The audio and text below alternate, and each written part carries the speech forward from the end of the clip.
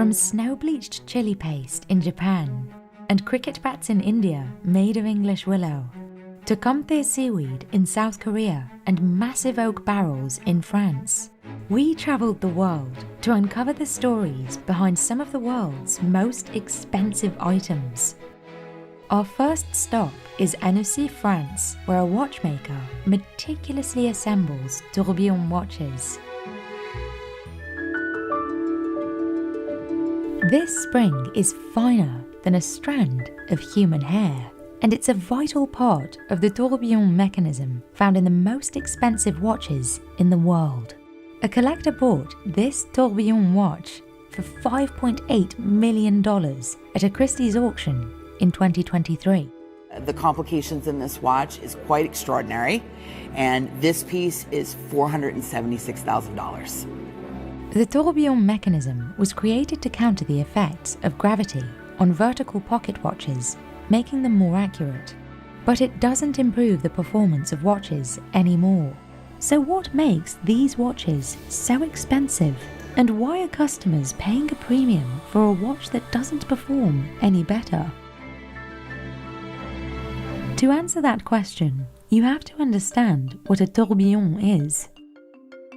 In a mechanical watch, there is a balance wheel attached to a coiled hairspring, which allows it to twist back and forth. This movement causes another wheel, called an escape wheel, to advance tooth by tooth in regular intervals, creating the signature ticking sound you hear in a watch. In a tourbillon, however, this entire mechanism, called an escapement, is placed inside a metal cage, which is also constantly rotating. This additional rotation is what counteracted gravity's pull in pocket watches. These days, pocket watches have been replaced with modern wristwatches that primarily sit horizontally, so they don't require a tourbillon for accuracy. But for some reason, it's not only highly sought after, it's often featured prominently and can increase the cost of a watch significantly. Because it's so incredibly difficult to master and make, it's going to add a significant cost to the watch. So you can see, a watch that's a simple time-only piece jump $20,000, $30,000, sometimes $100,000. How difficult is it? Just ask Remy Coles, a 26-year-old independent watchmaker who specializes in all parts of the tourbillon making process. Mon travail, c'est un peu chef d'orchestre. Je dois faire un peu tous les différents travaux que peut être un artisan et un chef d'entreprise. His studio is located near Lake Annecy in France, about 30 miles from Geneva, the watch capital of the world, where top brands like Patek Philippe and Rolex are headquartered. He and his colleague, Clémence Thiriat, are in the process of creating Remy's second collection of tourbillon watches, of 36 pieces he calls the Tourbillon Atelier.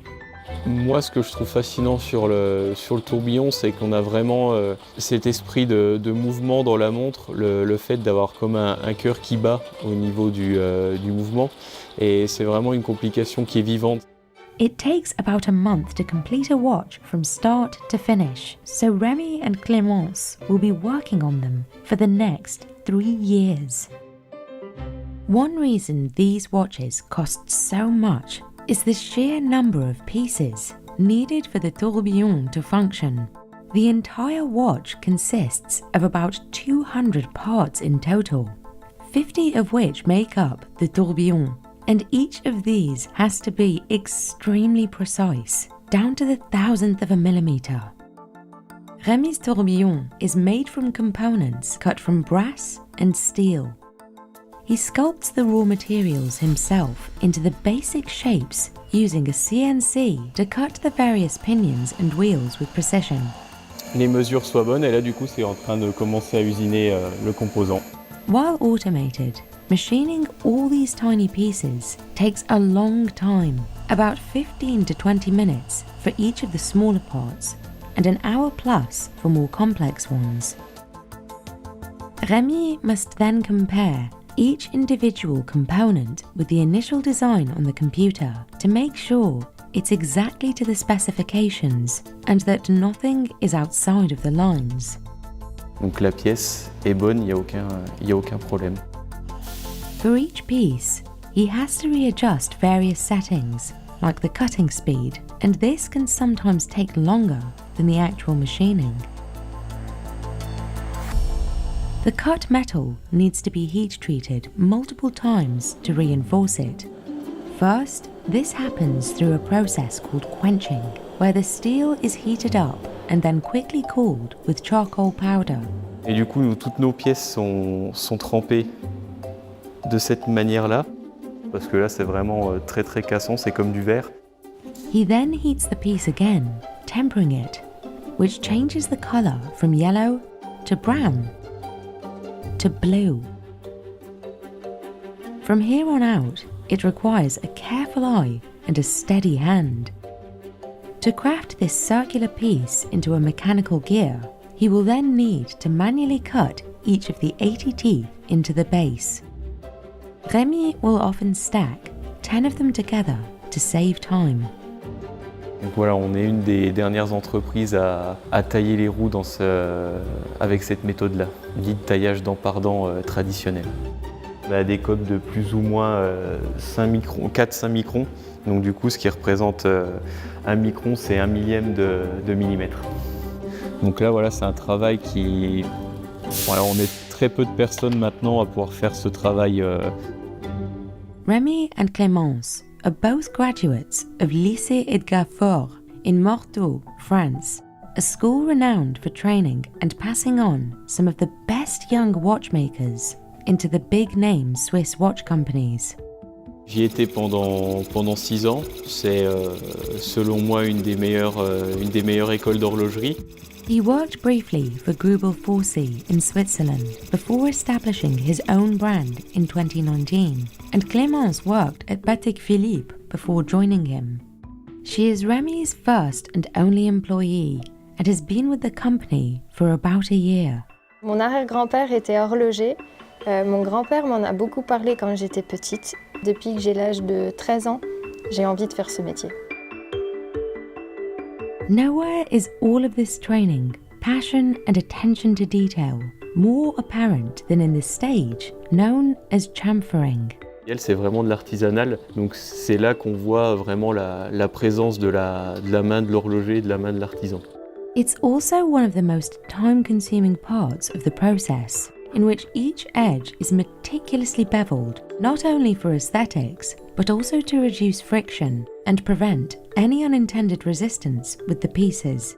L'anglage, c'est simplement en fait de venir casser les arêtes à 90 degrés avec un angle à 45, et c'est le plus difficile à réaliser parce que ça demande beaucoup de technique et de savoir-faire. Pour vous donner un titre d'exemple, pour finir une seule roue, on passe entre 7 et 8 heures pour une seule roue, pour une seule montre. Donc du coup, vu qu'il y a 3 roues par montre, ça fait beaucoup d'heures passées pour faire des finitions. The chamfered component is polished and coated with metal, such as gold or rhodium, to prevent oxidation and add a colourful luster, yellow, pink or grey, depending on the coating used. C'est une opération qui est assez délicate et assez précise. Rémi will first experiment with different test pieces to make sure the colours are just as desired. There are various types and styles of tourbillon, single axis, triple axis, and even flying tourbillon, which are only mounted on one side. Some cages make one full rotation every 60 seconds, as is the case with Rémi's watch. Some are slower and some are faster, but the faster the rotation, the more fragile the mechanism, which is already extremely fragile, especially when it comes to the hairspring. On any particular day, Clémence's tasks can differ. Today, she is assembling the pieces Rémi has already prepared into the tourbillon cage. First, she tests the balance of the balance wheel and then cuts the hairspring to the correct length to match it. Voilà, la machine simule le mouvement d'oscillation d'alternance dans le balancier et du coup, elle va permettre de pouvoir définir la bonne longueur. She wears an eyepiece, known as a loupe, to shape the curve and make a slight elevation of the outermost coil, known as the Breguet overcoil. Donc là, je viens d'assembler le spiral au balancier. When it's just right, she will piece it all together in the cage, using a variety of small pliers and other specialized tools. Alors là, je suis en train de visser les vis de la cage, donc ce qui ferme l'ensemble en fait. Donc là, mon spiral est mis en place dans la cage de tourbillon, dans la cage test. Donc voilà, comme on peut voir, il est libre. Il faut beaucoup de patience. Mounting the tourbillon can take several days to get right.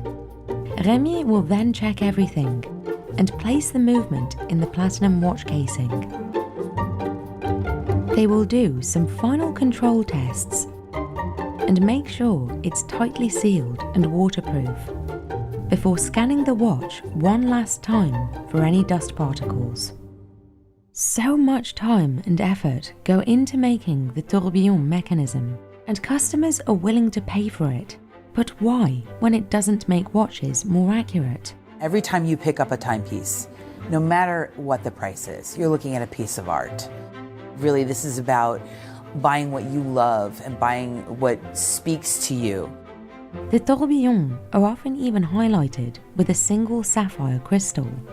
At Watches of Switzerland, one of the largest luxury watch retailers in the world, customers can find tourbillon watches from most of the big names. But Kelly Yock, who has been in the industry for 28 years, says it's also her job to show collectors the broad range available from independent makers whom they may not have even heard of yet. It's up to us to educate the public when they walk through our doors on what other things they should have in their collection.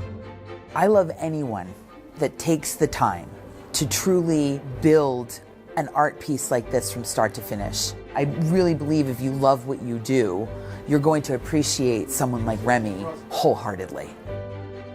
Take this highly detailed Year of the Dragon themed tourbillon from Beauvais, for example.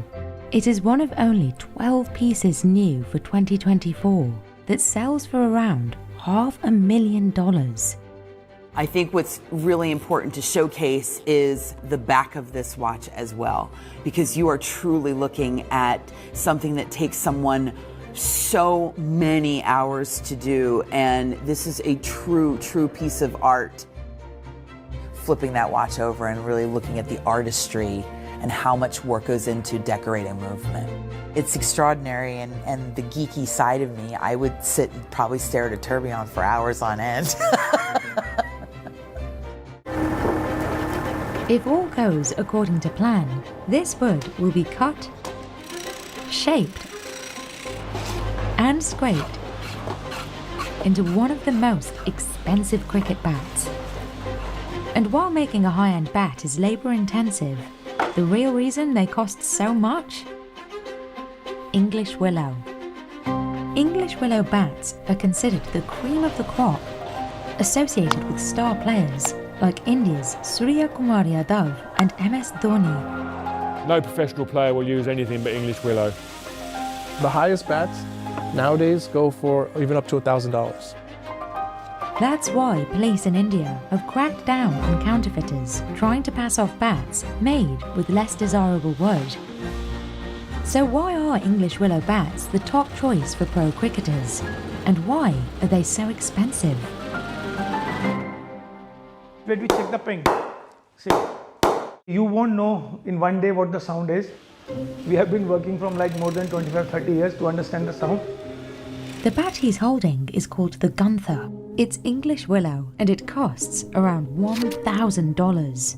It is most expensive because of the quality of wood, the best quality selection of wood, the grains, the ping, the shape. But developing the best quality wood takes a long time and a lot can go wrong. The perfect tree for a cricket bat grows straight and slow, resulting in many grains close together in the wood. A tree that grows fast, on the other hand, will have fewer grains further apart. A bat made from wood that grows too fast will be lighter and softer, and it typically needs to be knocked in or played with a lot to harden it. The harder the bat, the further players can hit the ball. Most pro cricket players prefer tight-grained bats since more compact wood offers high performance from the start. The process begins halfway around the world, in a forest in England.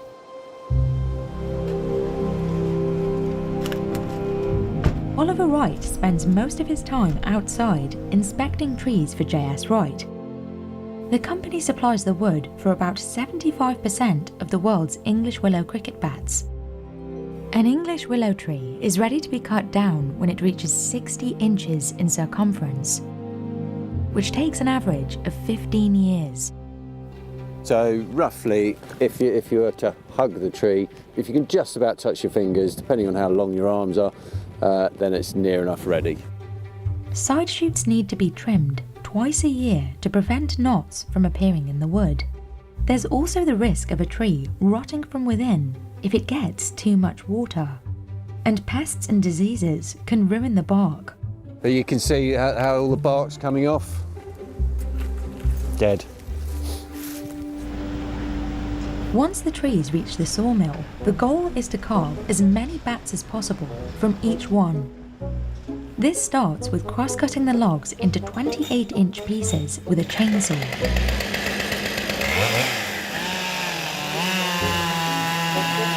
Then splitting these pieces into small slices called clefts.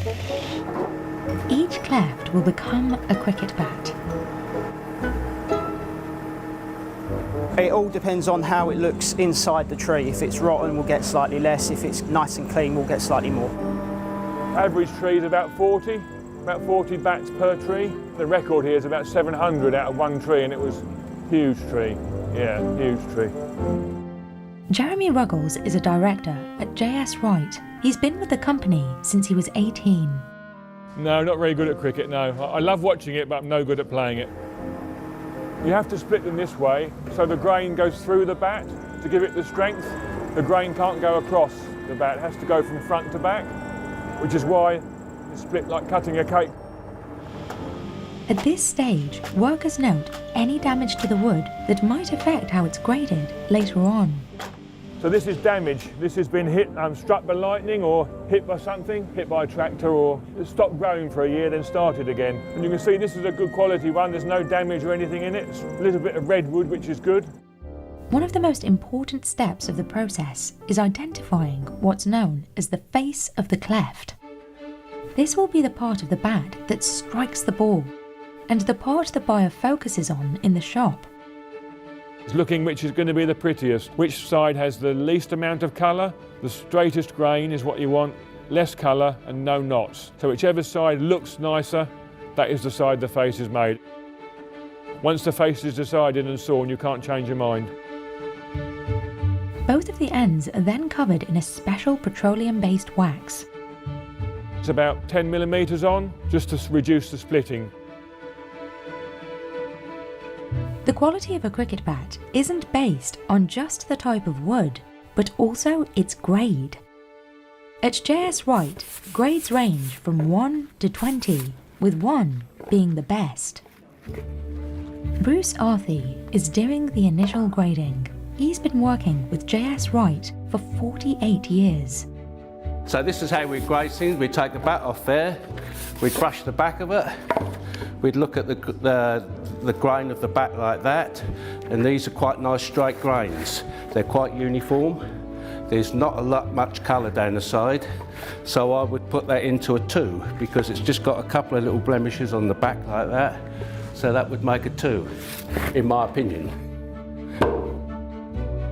The sorted clefts are stacked and dried in both the open air and a kiln to remove any moisture. You can't rush this process. If you rush it, you get splits and you get heavy clefts. So this one in my left hand is a younger tree, but it's still beautiful, straight, no blemishes. One in my right hand's an older tree with more grains. This is what professional players like, the narrow grains, but it won't last as long as the younger tree with the wider grains. JS Wright ships its processed and graded clefts all over the world. It's been supplying Serene Sports in India for about 50 years. I've known Jatin Serene since he was a young lad. Hopefully I'll be dealing with his son one day. Serene Sports makes 500 to 800 bats each day with the clefts it receives from JS Wright.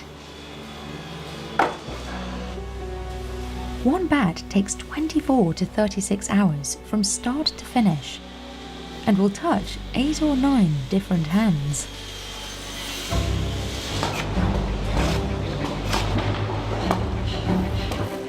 The process starts with smoothing out the clefts and cutting them down to size. A V-shape is also cut into one end with a bandsaw. This is where the handle will go.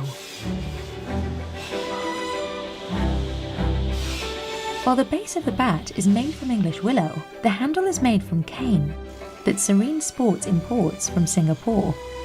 Each piece of cane has layers of rubber inside for shock absorption. The cane is smoothed down and then inserted into the V.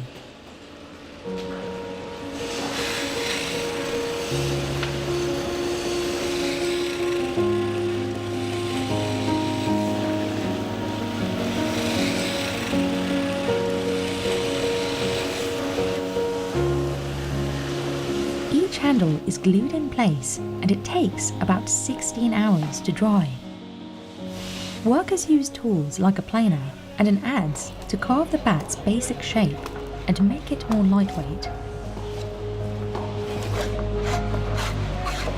A cricket bat is flat on the face and curved at the back. It's typically thicker toward the centre or the sweet spot where it will make contact with the ball. The face of the bat also needs to be compressed since the English willow is so soft in its raw form. Each bat goes through a mechanical process like this one, which compacts and hardens the wood grain. Jeremy says this is one of the most important stages for ensuring the bat performs as expected. If you didn't compress it at all, the ball would hardly go anywhere when you hit the ball with the bat. The face has to be compressed, and every bat maker does it their own way. Finally, workers finish the handle by tightly winding a string around it and gluing a rubber grip on top. The bats are then sanded and polished.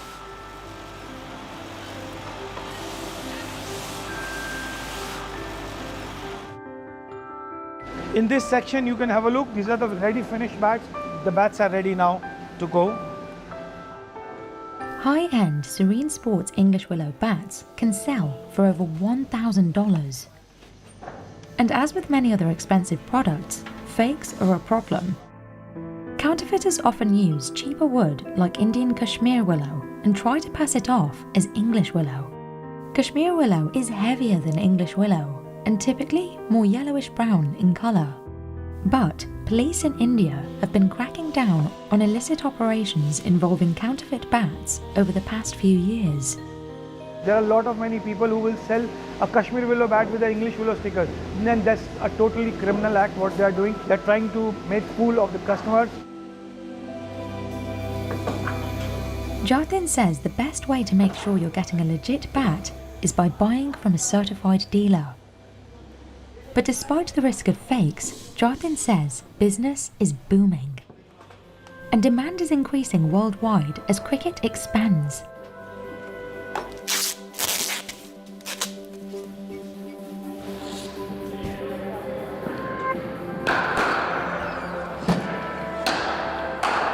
I've seen the cricket community grow in America. Now it's really starting to flourish. Good snap, good snap. It's a huge amateur community and now it's starting to get professionalized. In 2024, the T20 Cricket World Cup is being played in the USA for the first time ever. And a new professional league called Major League Cricket held its first season in 2023. Sheikh has been playing cricket for 16 years, so he knows what the perfect bat looks and feels like. Right now, people buy a lot of bats online, which is like going on a blind date. You really don't know what you're going to get, even though the brands try to promise a certain type of quality. He says there are two ways to judge a bat: pick up and ping. Pick up is the feel of it in your hands and getting a sense of the weight. You see, I'm constantly using my wrist and my forearm. So if a bat is too heavy or unbalanced, it just tires you out. And then there's the ping test. The sound that Jatin was listening for, that most cricket pros know well. A good English willow, when you hit it off the sweet spot, will make a beautiful sound. It's like that sound that you hear, that you know you hit the best part of the bat. Like, that's my sweet spot. That's why it's called the sweet spot. But perhaps more than anything, cricket players look at aesthetics. What makes a good bat, a high-grade English willow bat, is the cleanliness of it. There's no stains, it's just the lines are straight, especially in the sweet spot, so where the thickness of the bat is. You want the grain to be as clean as possible in that area. But while these tightly grained, pricey English willow bats might be the most coveted by the pros, the trees that make these bats could soon be in short supply. According to Jeremy, quality trees are becoming rarer since they're growing faster with increasingly warm temperatures. We're getting a longer growing season, so it's growing right up until probably November now. So it's growing more, so it's growing wider grains. But he says wider grain bats aren't necessarily worse. They might just require a bit more use before they're on the same level of play. You ask a player, he'll say, yes, the narrow grain one hits the ball better, but we've had tests done with bat makers making bats from wide grain. The ping is the same. It's all in the player's head. Pulling these mossy green threads by hand is the only way to harvest kamte. And after hours of washing, shaping, and drying, they will be transformed into one of South Korea's rarest seaweeds. When Chu Hyun-song started her business, Padasok, kamte was mainly harvested and eaten raw by locals in the Sosan region. But turning this small industry into a thriving business presented a challenge. 그때는 감태가 뭔지도 모르니까 고객분들이 감태를 구매를 할 생각을 아예 못 하셨던 거거든요. So she worked to get this earthy and sweet seaweed to people outside the region. Not just to anyone, but to the culinary world's biggest players. All while navigating unpredictable harvests and rising prices. 제가 처음에 감태 시작했을 때는 뭐 감태가 예를 들어서 원물 자체가 1kg에 이건 예로 1kg에 10만 원이다. 즉 하면은 지금은 거의 1kg에 한 30만 원 정도 되거든요. So how did Chu Hyun take kamte from local delicacy to worldwide sensation? And why is it so expensive? 10년 전만 해도 감태하면 뭐야 도대체 사람들이 감퇴? 막 이렇게까지 심지어 얘기해가지고 제가 되게 좀 속상했었는데 이제는 이제 젊은 친구들도 감태하면은 아 뭔가 고급 레스토랑에서 쓰이는 좀 비싼 거 이런 인지가 생기고. But before reaching restaurant kitchens, kamte's journey starts on the freezing cold western shoreline of South Korea's Garorim Bay. Unlike other types of edible seaweed like nori that can be farmed, kamte can only grow in the wild on mudflats, coastal wetlands that form when ocean tides wash in sediment and mud. 그러니까 감태 같은 경우는 해조류인데도 불구하고 다른 해조류들은 이제 바닷물에 둥둥 떠서 있는데 지금 보시면 감태는 여기 이렇게 뿌리를 내리고 있는 게 잘 보이거든요. 그러니까 사실 해조류임에도 뭐 야채와 채소 같은 성격을 가지고 있는 굉장히 좀 독특한 해조류라고 보시면 됩니다. Because of this, kamte can only be harvested by hand. Any other way could destroy the root of the plant, impacting the supply for next year. 채취를 할 때 뿌리는 내버려두고 중간에 끊어서 좀 채취를 해야 나중에 걔네들이 또 자라고 하는 과정들이 있거든요. Since kamte can go bad if exposed to high temperatures for too long, harvesting happens from December to March, when the sea is the coldest. For these 4 months, Chu Hyun and her team must collect as much Comté as possible to meet demand from buyers for the rest of the year. They can spend 6 hours a day pulling Comté from the mudflats. 그러니까 추운 거랑 물에 잘 빠지는 거, 그 다음에 이렇게 쭈그려 앉다 보니까 정말 늘 이렇게 허리가 되게 아프더라고요. 작업하다 보니까. 손만 시려운 게 아니라 발도 시렸고, 그리고 지금은 안 그런데 정말 갯벌에 칼바람이 장난 아니거든요. The intense harvesting process is only the first difference between Comté and more common nori seaweed. Compared to nori's dark green colour and slightly coarse feel, Comté's bright green, fine strands have a more delicate texture. This laborious process is just one of the reasons Comté costs so much more than other seaweeds, and relying on the rhythms of nature means supply can be unpredictable. 이게 자연산이다 보니까 이게 안 나도 제가 할 수 있는 일은 없고 사실은 그렇거든요. Recently, warming sea temperatures have disrupted the growth. 올해 같은 경우가 굉장히 어려웠는데 지금 좀 등섬 감태가 있잖아요. 그래서 올해는 수확량이 예전에 거의 3분의 1밖에 안 되는 것 같아요. To make up the difference, Chu Hyun buys Comté from local fishermen who collect it. 지금 저희가 뭐 감태 작업하시는 가구는 한 50가구 이상 같이 하고 있어요. 제가 나올 때 좀 매집을 많이 해두는 편입니다. Comté also has a richer, more pungent flavor than nori. 감태가 굉장히 매력적인 게 되게 달달하면서도 좀 쌉스름한 향이 있거든요. 그래서 달달하면서 좀 쌉스름한 게 다른 해조류랑은 되게 좀 다른 특성이 있는 것 같아요. But that flavor comes with a price tag. An 8-sheet pack of Comté costs $16. 50 sheets of nori can be bought for the same price. But whether it's harvested by workers or locals, all the Comté has to be washed back at the factory. It's the most crucial part of processing because any mud, debris, or critters left on the seaweed could affect how it tastes in the end. 그리고 얘는 이제 갑각류의 새끼 같은 거예요. 사실 이게 자연산이다 보니까 이런 것들이 조금씩 있을 수가 있는데 이제 특히나 저희가 공급하고 있는 데가 뭐 파인다이닝이나 뭐 호텔이나 뭐 이런 뭐 백화점이나 이런 쪽이 되게 많은데 컴플레인이 걸리면 절대 안 되거든요. Years ago, workers would have done this completely by hand, but this washing machine can clean 100 kilograms in less than 10 minutes. It's just one of the changes Chu Hyun made to the Comté processing techniques she learned from her father. 그러니까 제가 이제 회사 생활을 접고 서산으로 내려와서 아버지한테 아빠 제가 감태를 만들어서 팔겠습니다라고 했을 때 아버지가 처음에 코웃음 치셨거든요. Like many locals, Chu Hyun's father, Chol Soo-song, grew up eating Comté. But one day, he was struck with a new idea for processing it. 내가 이제 구워서 먹어보고 떠서 이제 보고 하니까 그때도 부가스도 있고 좋더라고. 그래서 그때부터 이제 감태를 시작을 한 거야. 이제 김같이 떠서.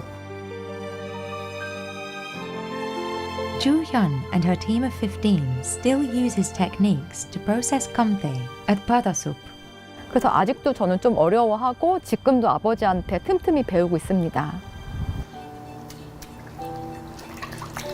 Workers use a technique called harrowing to form the Comté into paper-thin sheets. They submerge a handful of the seaweed in fresh water and mold it on top of a bamboo mat.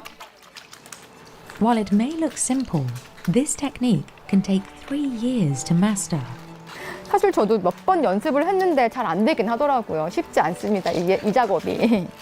또 너무 두껍거나 너무 얇지도 않게 적당한 양을 잘 피는 게 되게 어렵더라고요. 우선은 여기 이제 빈 공간이 없는 거가 되게 중요하고 또 너무 이렇게 뭉쳐있지 않는 게 되게 중요하거든요. Chu Hyun uses this press to remove excess water from the Comté. 물이 좀 잘 빠져야 이제 건조가 좋아지니까 또 건조를 오래 하게 되면은 상품의 이제 색감이나 이렇게 질이 조금 떨어질 수 있어서 The sheets dry the rest of the way in these dryers. Padasup sells Comté sheets either raw or roasted at 230 degrees Celsius for 10 seconds. 구운 감태 같은 경우는 저희가 함초, 자염이랑 참기름, 옥배유 요 3가지를 같이 믹스해가지고 양념을 합니다. Bada Soup produces 3,500 sheets of kamte in a single day and exports roughly 500,000 each year. But carving out a market for kamte outside of Sosan was anything but easy. 저는 저희가 공장을 만들고 감태를 맛있게 만들면 사람들이 알아서 찾아서 사줄 거라고 생각을 했거든요. 근데 제가 창업을 하고 2014년도에는 저희가 매출이 진짜 빵원이었어요. Chu Hyun knew the only way to create a market for the seaweed was to teach people about it. 그래서 제가 그때부터 했던 게 감태가 뭔지 이걸 좀 알려야 되겠다라는 생각을 해서 감태가 무엇인가, 또 감태는 어떻게 먹으면 좋은가, 감태가 왜 귀한 음식인가, 좀 이런 것들을 알리는 데 많은 초점을 뒀습니다. She focused on promoting it to the high-end market, sending samples of kamte to Michelin-starred chefs and writing articles describing its unique taste and texture. Eventually, her years of tireless promotion paid off. Chu Hyun says she began getting inquiries from chefs around the world. 그러다 보니까 한국에 대한 관심도 높아진 데다가 제가 만나본 셰프님들은 식재료에 대한 열망이 굉장히 크시더라고요. 특히나 처음 보는 식재료, 다른 사람들이 안 쓰는 식재료에 대한 열망이 굉장히 크셔가지고 감태를 소개해드렸을 때 셰프님들의 반응이 정말 눈이 반짝반짝 하시면서 이런 것도 있었냐라고 굉장히 좋아하시더라고요. One of them is Chris Cipollone. He's the chef owner of the restaurant Francie in Brooklyn, New York. It's one of several Michelin-starred restaurants that sources kamte through Bada Soup. It's got this like robust aroma. It's like an oceanic white truffle, is what I always describe it to people.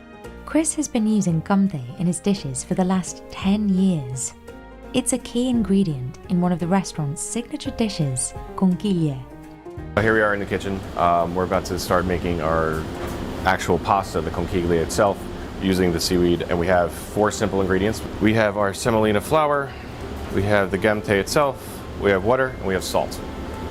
Very simple. Chris mixes the seaweed into the pasta dough. I felt like it seasoned the dough to a point where you actually tasted it through the pasta itself. It's got a lot of umami, a lot of pop. The pasta is then cooked in a buttery wine sauce and topped with clams. It's right on. Got tons of umami, bright, great mouthfeel, great texture. While Chris could opt for cheaper types of seaweed, he says kamte's one-of-a-kind flavour is worth the price tag.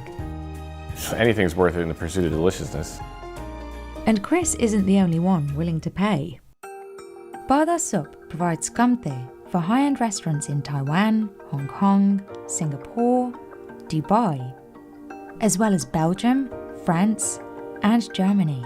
But this new demand has caused raw kamte prices to rise. Chu Hyun says since 2020, more producers have popped up. 지금은 감태하시는 분들도 조금씩 늘어나고 또 옛날만큼 많이 나지도 않은 경우들이 있어서 원물가가 굉장히 왔다 갔다 하는데 이거는 아마 다른 해조류들도 마찬가지일 거예요. 그래서 제가 처음에 감태 시작했을 때는 뭐 감태가 예를 들어서 원물 자체가 1kg에 이건 예로 1kg에 10만 원이다. 즉 하면은 지금은 거의 1kg에 한 30만 원 정도 되거든요.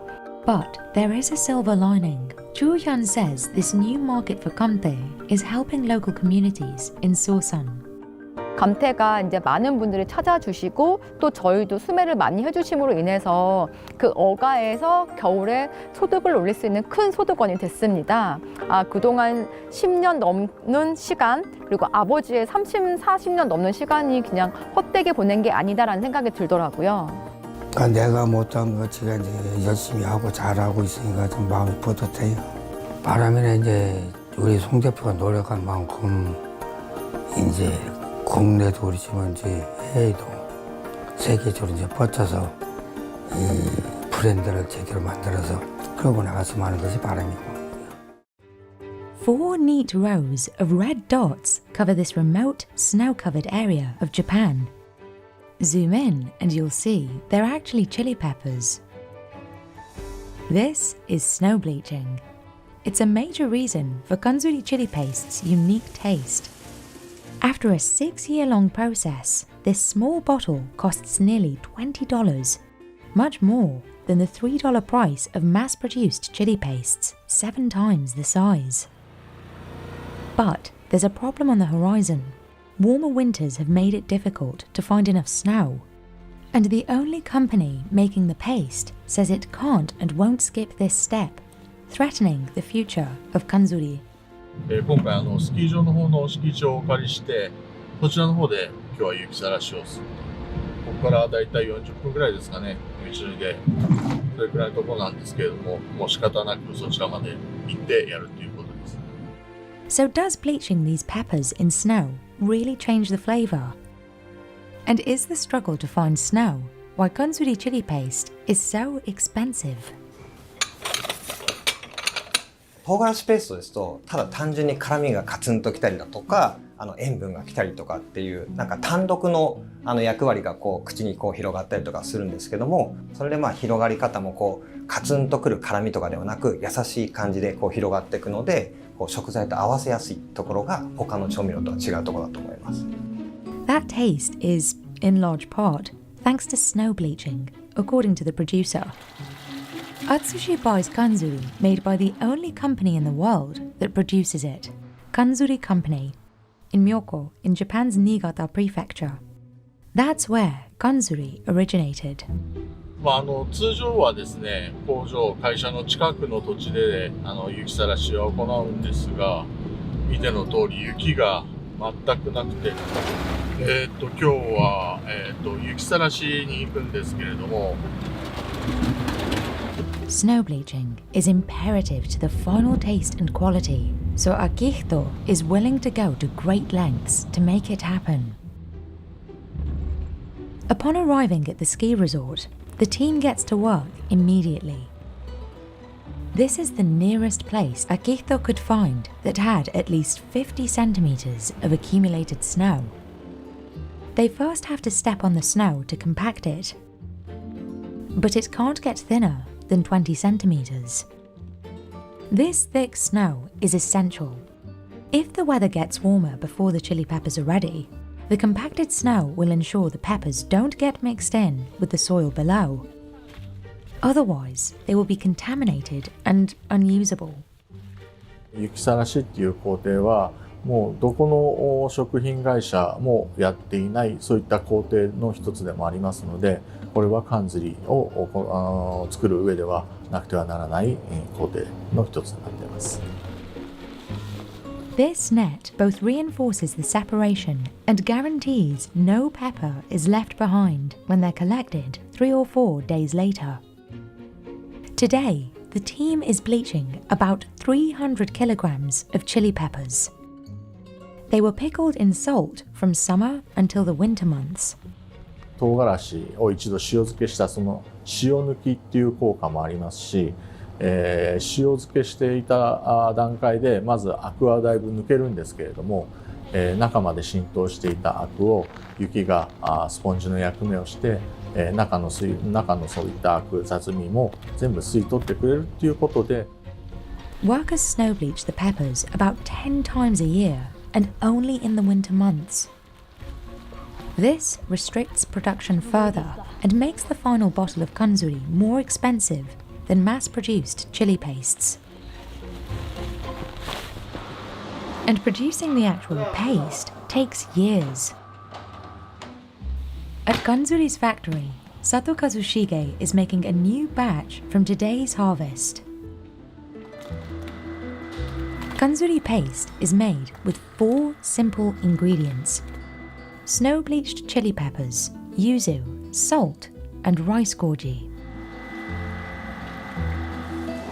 To start, the bleached peppers are mixed with rice goji, rice inoculated with fungus that is usually fermented for about 2 days. かんずりに麹を入れることによって、発酵を促して、角の取れた、深みのあるうまさの、味に変化します。The other important ingredient is freshly made yuzu paste.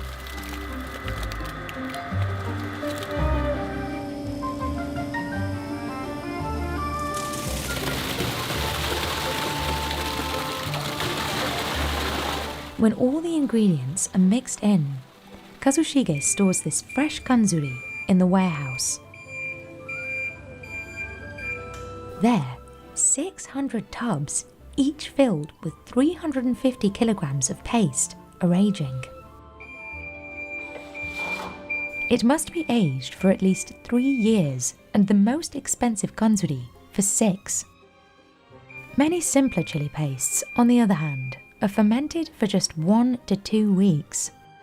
Locally, a small bottle of kanzuri paste aged for 3 years costs $6. 6-year aged paste costs $9. And exported, it's more than double the price. The aging process has a dramatic impact on the appearance and flavor.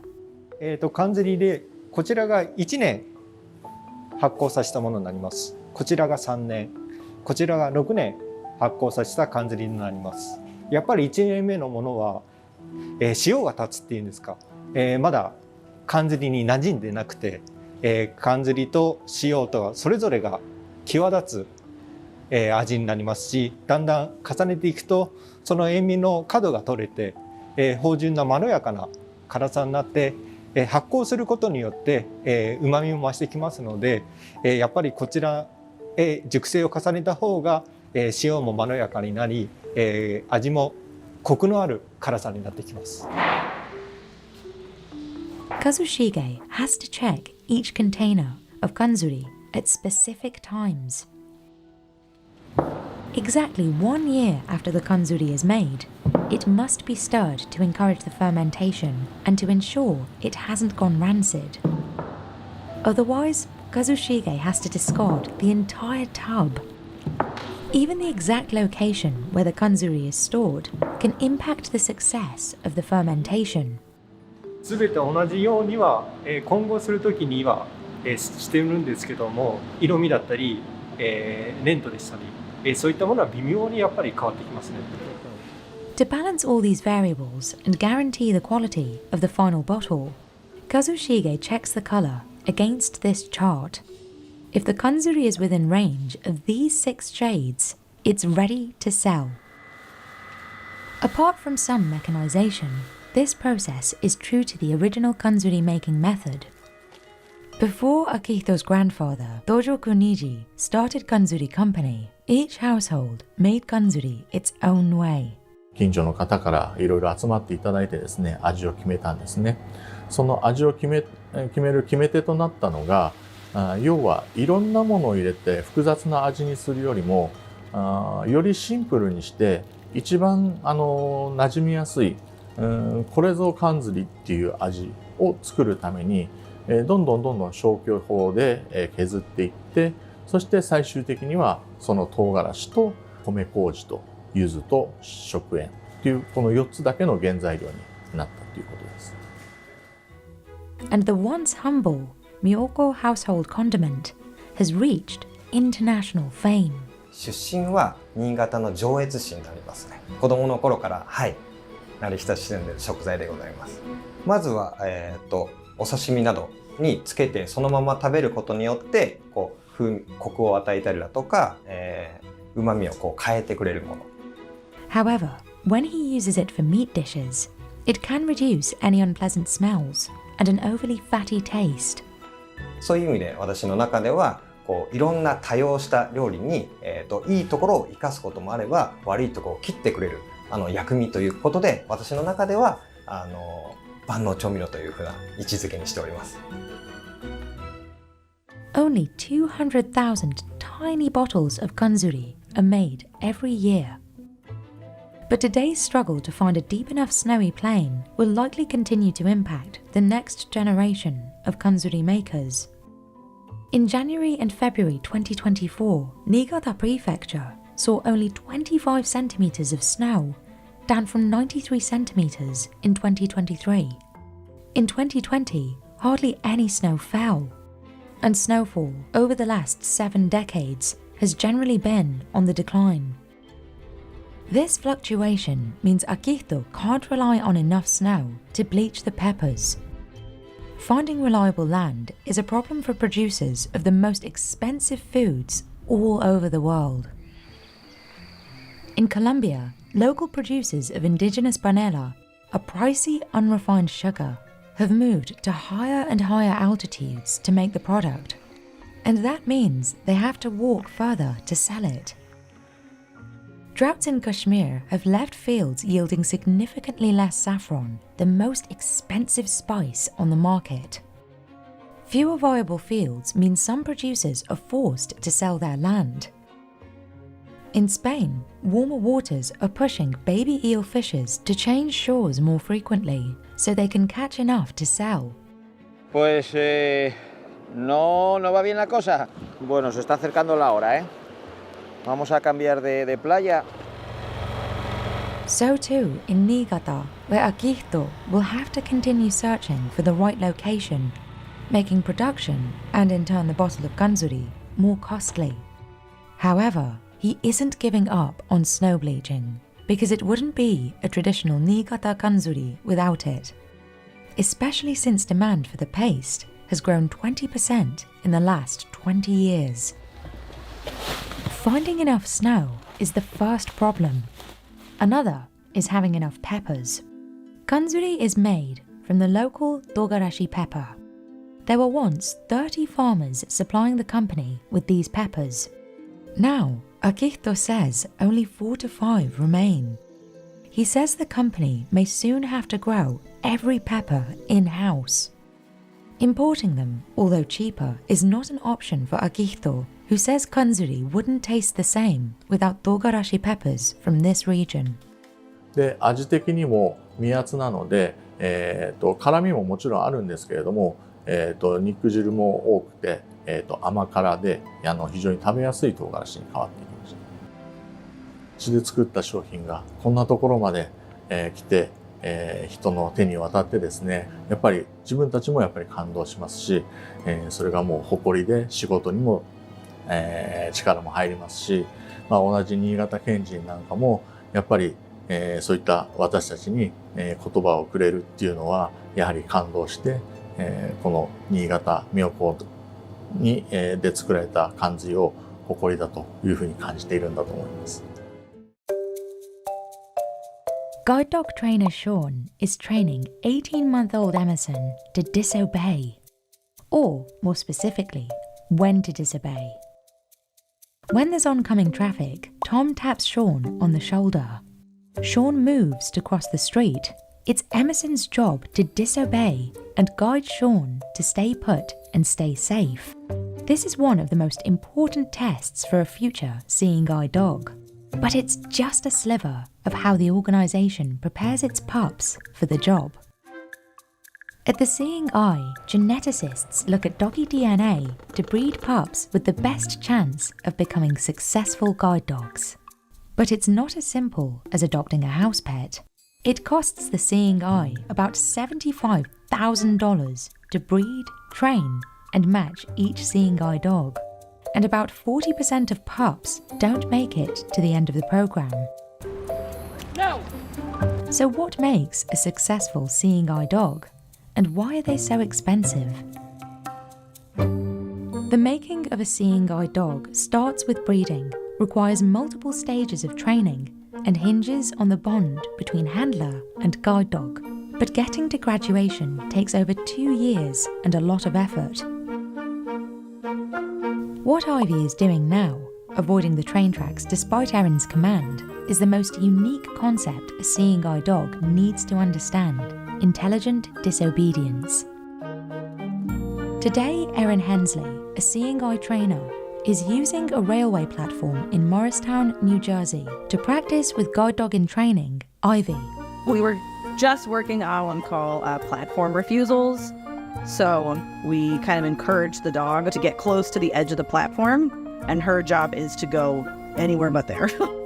Erin repeatedly leads Ivy to the edge of the train tracks. So you saw in the beginning she kind of drifted in whatever direction was opposite, while still kind of keeping the same orientation. And then as I really pressured her to be like, no, I think we should turn left or turn right, to approach the edge of the platform, she started to get more insistent and even at times wanted to kind of show me the opposite edge, because this one won't kill me. That one will. So she was like, I'll show you the other side of the platform, but I'm not going to show you the side that's going to make us fall onto the train tracks. When Ivy does a good job, Erin reinforces her with plenty of praise and pets. Intelligent disobedience is absolutely essential for Ivy when navigating traffic, crowds, and any other obstacles a person may encounter. And she did a great job. She's a very strong dog as far as platform refusals. Ivy's skills come from a lifetime of preparation and training. Every Seeing Eye dog is born and bred at the organisation's breeding facility, specifically to help people with blindness and low vision. The building is purposefully separated from the rest of the campus to prevent illness among the approximately 500 puppies born there each year. Only about 200 of them will become Seeing Eye dogs or enter the breeding programme. Those dogs need to be temperamentally suited to guide work. They have to enjoy and have an aptitude for what they do, but also they have to be healthy and hopefully long-lived. Katie Evans is a canine geneticist. One of her main jobs is to understand the genetic potential of a dog before it's even conceived. The two kind of conflicting slightly aspects of my role are trying to select for things that we want while trying to preserve genetic diversity. Exclusively selecting for specific traits can quickly lead to inbreeding. So Katie uses ancestry tables that go back 95 years. This kind of selection tends to focus on the health of the dog, since personality-wise, Seeing Eye dogs can range widely. One of the things we always say about guide dogs is that really there is no ideal guide dog. I think the only things that are really common to all of them is that they have to want to do the job and they have to be healthy. This research allows the Seeing Eye to spot certain mutations that could disqualify a dog from the training. Progressive retinal atrophy, which causes a dog to slowly lose its vision, is now completely eradicated from the programme. Genetics is just one piece of the pie, however.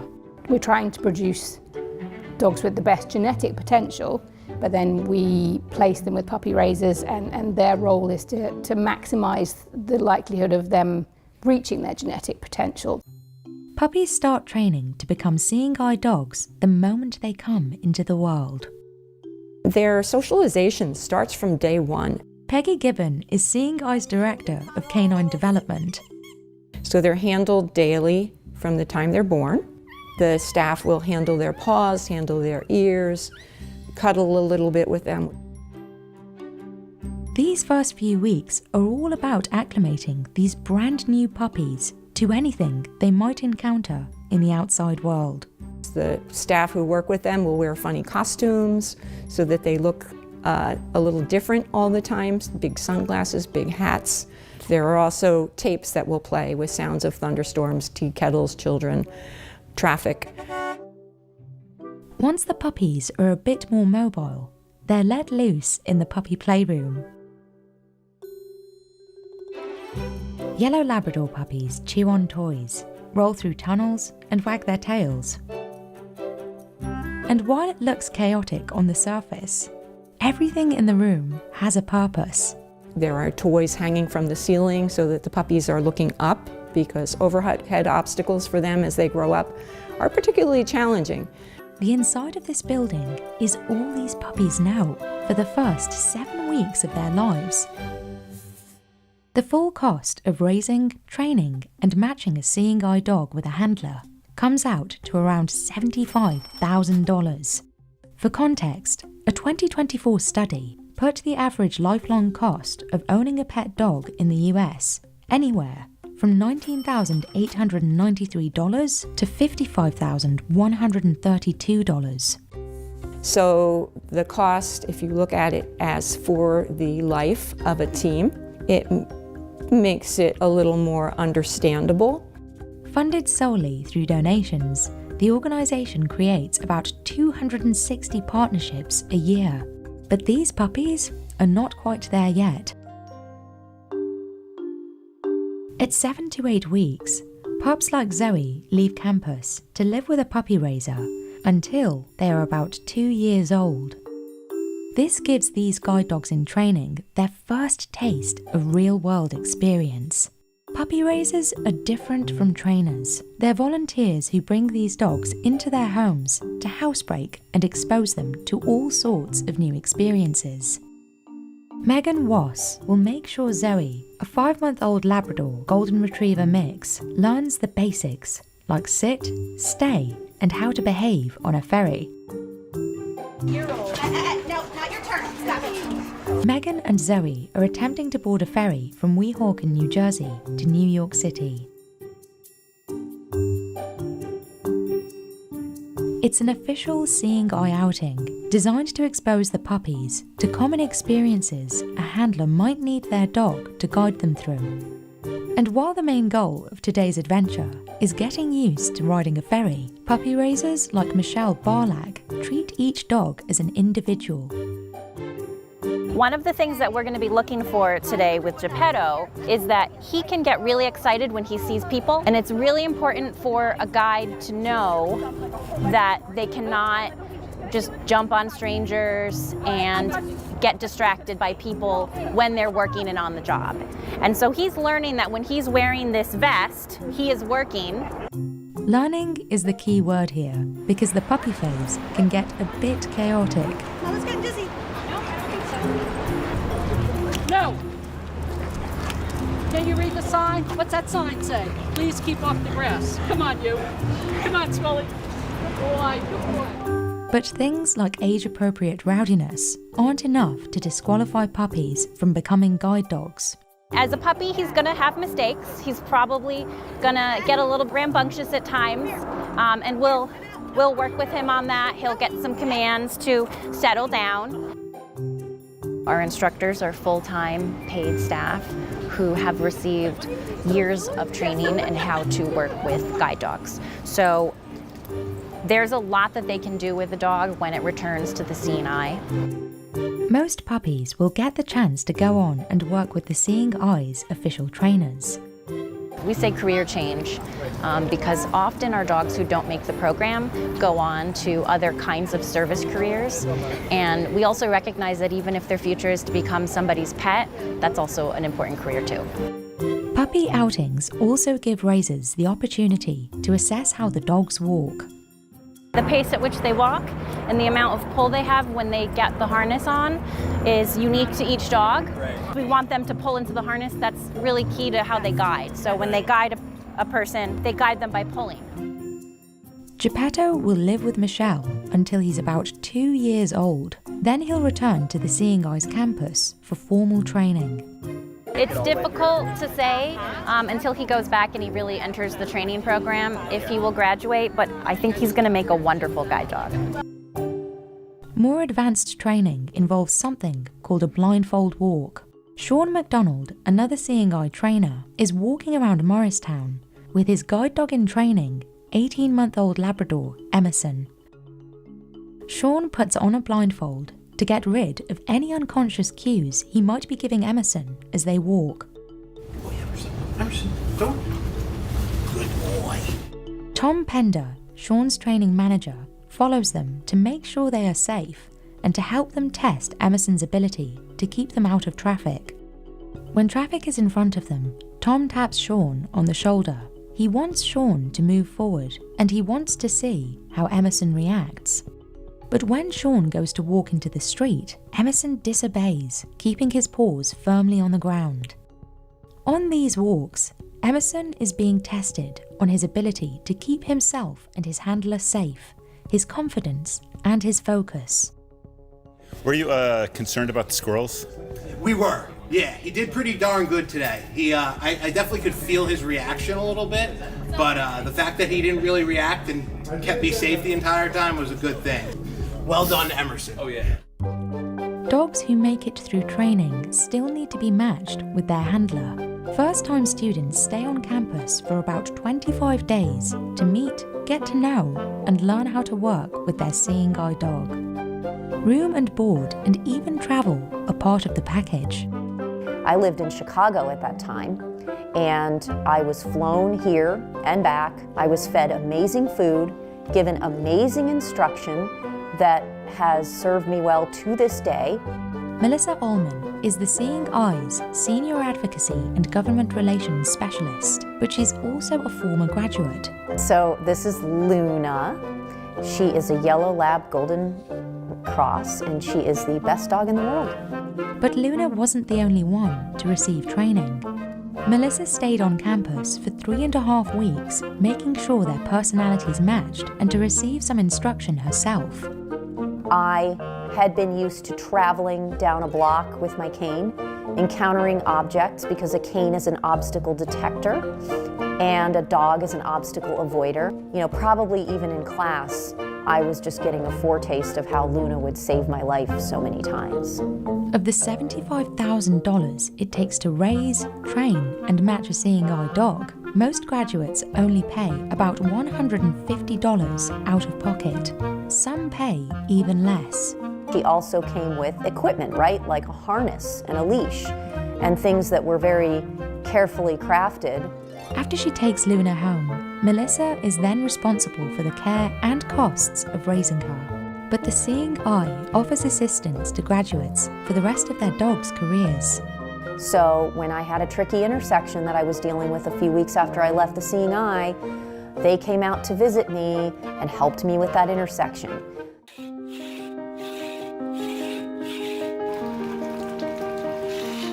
Kwon Hyuk-soo will spend hours sawing this natural red rock into the perfectly sized calligraphy inkstone.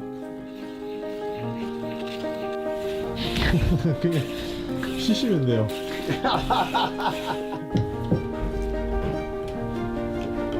He sells his smaller inkstones for $750, but larger ones can cost more than $2,200. Some professional calligraphers prefer grinding their ink on an inkstone, even though they could use more affordable liquid ink.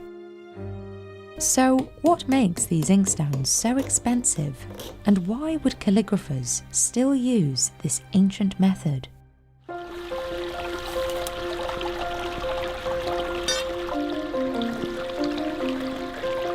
이 소리를 들어보면은 이 약간 둔탁한 소리가 나거든요. 퍽퍽퍽 약간. 근데 지금 이거는 내가 캔 돌인데 이거는 두들겨 보면은 이 맑은, 그래도 이거는 퍽퍽 소리가 이건 맑은 소리가 나죠. 요거는 좋은 돌이에요. 벼루로 쓸 수 딱 좋은 돌이에요. The process of creating these expensive inkstones starts here, just 12 kilometers away from Hyuk-soo's workshop in Jincheon, South Korea. This is where he collects the red stone for his prized calligraphy inkstones. 아, 이거 돌은 좋은데 너무 커. 가져가고 싶은데. Hyuk-soo avoids stones that have been exposed to air as they make for poor inkstones. It's important that the stone isn't cracked and the surface is as uniform as possible. The type of stone Hyuk-soo uses, Sangsan Jasok, is only available here. When he finds a stone that meets all of his qualifications and is easy enough to lift, he heads back to his workshop in Jincheon. Now, he can start the slow and grueling process of transforming it into a sellable inkstone. Hyuk-soo must first saw the stone into the size he desires. He does this the traditional way, no chainsaws or power tools, just physical force and a handsaw. To avoid injuring himself or damaging the stone, he secures it tightly. 고정시켜주는 거예요, 이렇게. 움직이지 않게. It's too hard to do alone, so Hyuk-soo's friend assists. 같이 살면서 그 형님이신데 제 일을 많이 도와주고 있죠. They push and pull the saw until it's a little over an inch deep, where Hyuk-soo can begin to chip away at the parts he doesn't need. But manipulating this rock doesn't get any easier. Hyuk-soo's only tools are chisels, grinding stones, and brushes for dusting debris. 그럼 이걸 날을 또 세워줘야 되잖아요. 그 날을 세우려면 옛날에 낫도 그렇고 다 도구를 다 이 숫돌에 갈았잖아요. 이 숫돌에 갈아서 쓰는 거예요. 이 숫돌 처음 봐요? 네, 저는 처음 봐요. 아, 도시분이시구나. 시구나 이거 다 많이 썼어요. He does every part of the process with his hands and shoulders.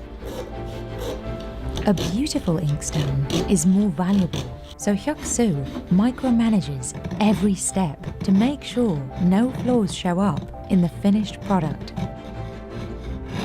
He flattens the bottom so it's perfectly level. Trying to fix it later will risk damaging the design he'll engrave into the other side. Most inkstones have three basic elements: a flat surface to rub the ink stick, a groove where the ink accumulates, and a border where artisans create designs. The flat grinding surface slopes into the collection pool, so the water and ground ink can flow easily. This shape is vital to the inkstone's functionality and value, so it must be perfected. 손 힘으로만 안 되니까 그 힘이 모자르니까 그 어깨로 밀어서 그 힘을 내는 거죠. 오래 하면은 괜찮아요. 굳은 살 내리고 하면은. 아, 어깨가 아무래도 뭐 벌겋게 그 멍도 들고 아프고 그랬죠. After countless hours of chiseling and scraping, millimeter by millimeter, the surface is complete. Now it's time for the border. Today, Hyuk-soo is working on a relatively simple design, plum blossoms. 아, 이제 요런 꽃잎 같은데 그 꽃잎을 만들려면은 그 테두리가 얇은데 그런 데에 그 조심해서 다뤄야지. 그렇지 않으면 아무래도 저 흠집이 생기죠. He engraves every minute detail along the border. More intricate designs require more labor and time, so they're more expensive. But while the hardest part is done, Hyuk-soo says the inkstone is not yet worthy of a high price. That happens during polishing, which gives the inkstone its most important property, being smooth yet sharp. Hyuk-soo uses an abrasive stone and sandpaper to polish the inkstone. This creates an overall smooth look, but Hyuk-soo says the process also sharpens the outer layer of stone particles. That way, the stone can grind the ink stick into a fine powder. 그게 복망의 가장 별의 생명이죠. The sharpness of the stone particles directly impacts how well the inkstone performs, and in turn, its final value. 이 사진이 20배 확대해서 본 사진인데 요 돌 그 입자가 여기 환하게 보이죠. 요게 이거 잘 서 있느냐 덜 서 있느냐에 따라서 벼루가 잘 갈리는 겁니다. 이 복망이 잘 서야 벼루가 잘 갈리고 그래 이게 복망이 안 서면은 먹이 안 갈립니다. Once he's satisfied with the result, Hyuk-soo applies lacquer for protection and longevity. The inkstone is now ready for sale and use by calligraphers.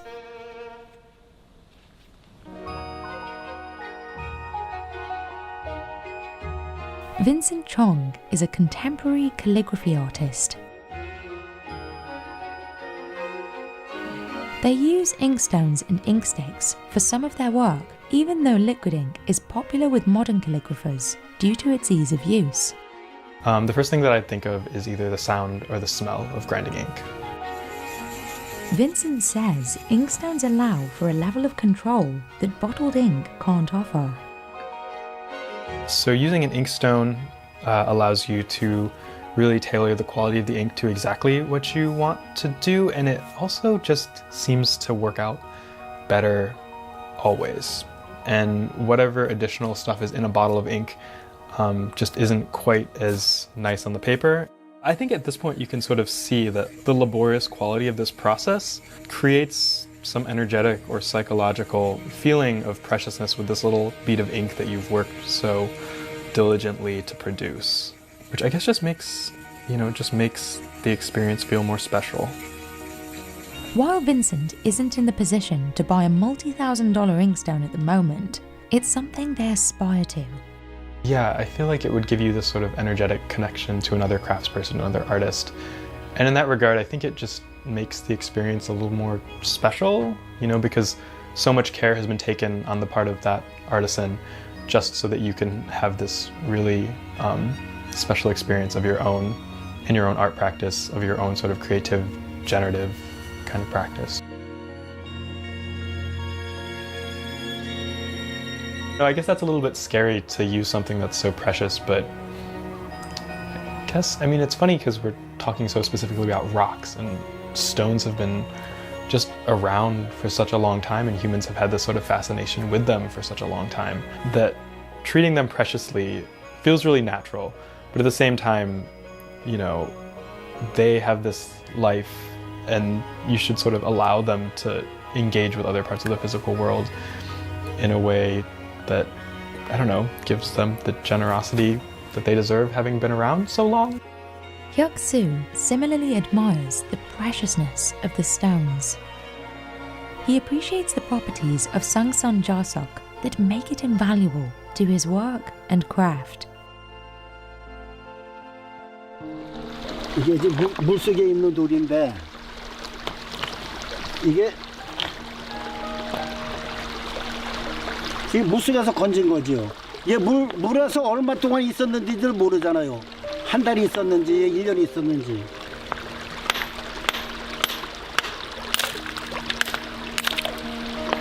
보이시죠?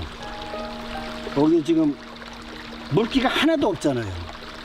이게 물을 절대 흡수를 안 한다는 거죠. 이 돌이. 상산 자석. Sangsan Jasok inkstones were considered a luxury product during the Joseon dynasty, which began around 1400. But production died down during the Japanese colonization of Korea in the 1910s. But Hyuk Soo, a third-generation master and one of 4 remaining inkstone artisans in Korea, is putting it back on the map. 스승님께서 2000년도에 여기서 만드시다가 예주로 가시는 바람에 이 상산 자석이 없어지게 됐어요. 그때 생각에는 먹고 사는 데는 지장이 없겠구나 하는 생각에서 시작을 하게 된 거죠. 그러다가 이제 점점 사양길에 들고 그러다 보니까 이제 중간에 그만두게 됐던 거죠. 그래도 제 와이프가 생활 전선에 나서서 도와주는 바람에 이때까지 하게 된 거죠. 상산 자석이라는 유명한 돌이 참 이름이 없어진다는 것에 대해서 안타까웠는데 그래도 제가 이 맥을 잇고 있다는데 보람을 느끼고 있죠. While much of the inkstone industry has been mechanized, Hyuk Soo believes the only way to keep Sangsan Jasok inkstones alive is by making them by hand. And for contemporary calligraphers like Vincent, this tradition is a constant source of inspiration as they make their own space in the long and continuing history of calligraphy. Being able to reconnect with the brush marks and thus sort of like the bodily gestures of artists of the past, I think was restorative in a way that helped me feel connected to this artistic lineage and culture. Especially as queer and trans people, I feel like it feels so clear that our communities have been at the heart of artistic communities for all of like human history, whether or not we've been erased, whether or not our stories have been passed down. So being able to sort of access those artists who, maybe had, maybe were queer or trans, but we just don't have those stories today. I think being able to access their work through calligraphy was sort of one of the things that drew me to the practice.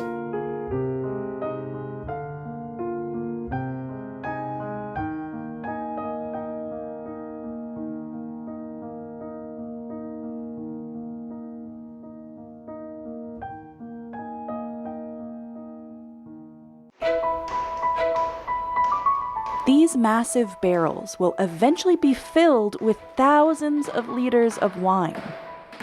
But it's not just so winemakers can age more at once. Luxury wine producers, making some of the most expensive wine in the world, say these specific barrels, called foudres, impact the taste of their product, which is why they're willing to pay up to $50,000 for a single barrel. It's not only the size that impacts the taste. The real star is the wood, specifically French oak. The French oak is the best of the world. French oak is a heavily inspected and regulated resource, used only for the most precious projects, like repairing Notre Dame Cathedral. In fact, if the French government thinks a cooperage didn't bid enough for the wood, it reserves the right to block the sale. So do these massive barrels really impact the taste of wine? And why are foudres so expensive?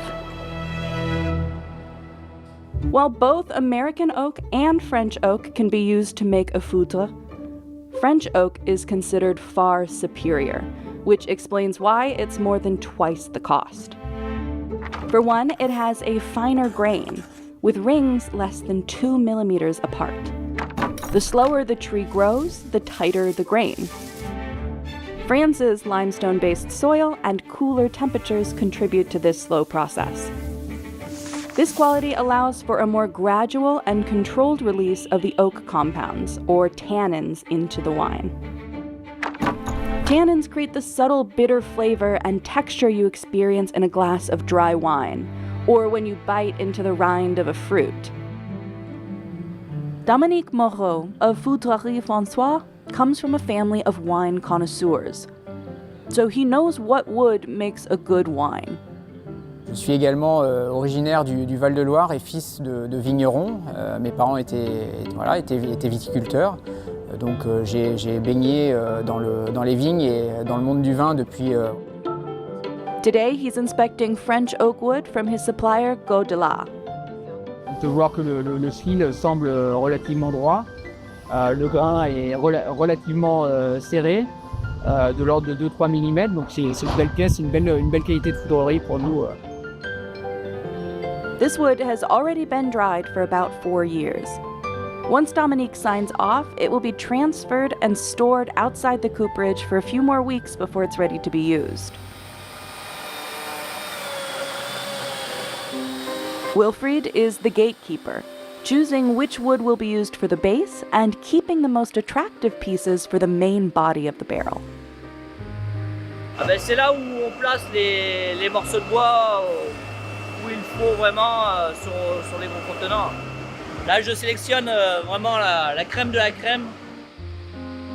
In the end, only 20% of any given French oak tree will be deemed suitable to be part of a foudre. The discarded pieces will be used elsewhere, like fueling the fires for the toasting. The boards Wilfried has chosen are placed one at a time in this machine, which cuts and angles the sides and edges to various specifications based on the size of the barrel. This allows the boards to form a tube when they're arranged vertically. They're held together with cables to maintain their shape, while the entire barrel is steamed for several hours under a tarp to soften it. Donc c'est toute cette phase d'étuve qui va se dérouler pendant la nuit, où un programme automatique va venir progressivement serrer, et à mesure que le contenant se chauffe, serrer le contenant de façon à plier les bois sans les casser. After the heat treatment, the cable is removed and the coopers take turns hammering on large metal hoops to replace them and maintain the barrel shape. They may also need to adjust the boards to make sure they're properly aligned and smooth. Des fois faut taper par dedans, des fois par dehors, ça après c'est au feeling, une fois qu'on est dessus, on le sent. The amount of rings depends on the size of the foudre. Le principe de la chauffe, c'est d'une part de marier les joints, de figer la forme du contenant, de les mouler, et ensuite de développer le potentiel aromatique et tannique du contenant qui va entrer en contact avec le vin par la suite. But why use such a large barrel to age wine? First, it means the winemakers will need fewer barrels. But most importantly, it means the wine touches the surface area of the barrel less often. So the flavor the barrel adds to the wine is more subtle. These large foutres also minimize oxygen levels. While some oxygen is necessary for aging, too much can flatten the wine. Certains cépages qui sont utilisés par les vignerons sont plus sensibles à l'oxygène que d'autres. Et donc, ramené au litre de vin, le foudre va apporter moins de micro-oxygénation qu'une barrique. On va beaucoup moins boiser ce vin. Et donc, on va être beaucoup plus respectueux du fruit originel, du raisin et du vin qui est élaboré. Foudrerie François makes a number of different sized foutres, from 1,000 to 50,000 liters. It also makes egg or ovoid shapes, which are designed to help circulate the dead yeast cells and other sediment during fermentation. Such large barrels need to be moved with forklifts and accessed using ladders and scaffolding. The next step is toasting, in which kilns are lowered into the open barrels. They're monitored closely because the barrel could blister or blacken at this stage, meaning all the work to build the massive foutre could go to waste. Alors on peut sentir l'odeur, voilà, l'odeur du bois qui se dégage. C'est vraiment très très spécifique et c'est tout l'art du foudrier. Ça nécessite vraiment un savoir-faire spécifique et particulier que seules quelques personnes de l'atelier peuvent maîtriser et maîtrisent. Toasting brings out more of the tannic flavors, and customers can specify the level. Plus on chauffe, plus on va aller sur des notes grillées, toastées, de type café, de type chocolat. Et moins on chauffe, plus on garde le côté frais et plus on est respectueux du profil aromatique d'origine du vin. The bottom pieces are created by attaching smaller boards with wooden dowels. Strips of wood are also added in between them to make sure it's an airtight, waterproof fit. And a groove is cut along the outside edge so that it will fit securely into the bottom and act as a seal.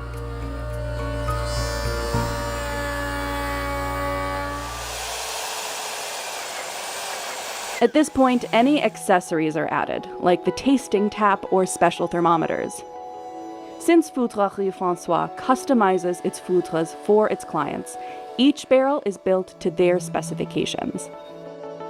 Ici, le client nous a demandé d'intégrer un système de thermorégulation pour maîtriser la température du vin qui sera élevé dans ce foudre.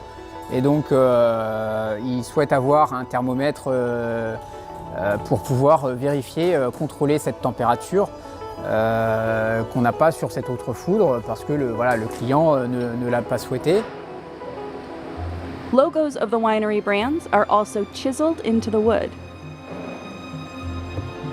The containers are finally packaged and shipped to their final destination.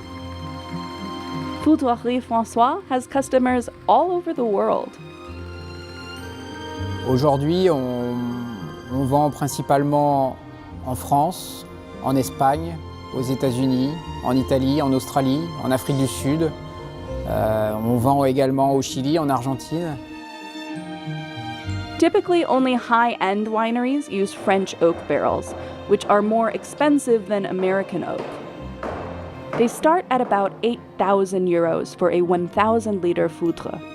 A standard 225-liter French oak barrel sells for about 900 euros, and a similar one made of American oak is about half the cost at 470 euros. This ultimately increases the cost of the wine as well. If an installation is outside of France, the price goes up even higher and could be as much as 45,000 euros. While the oak flavor will start to fade over time, the foudres can still be used to ferment for decades.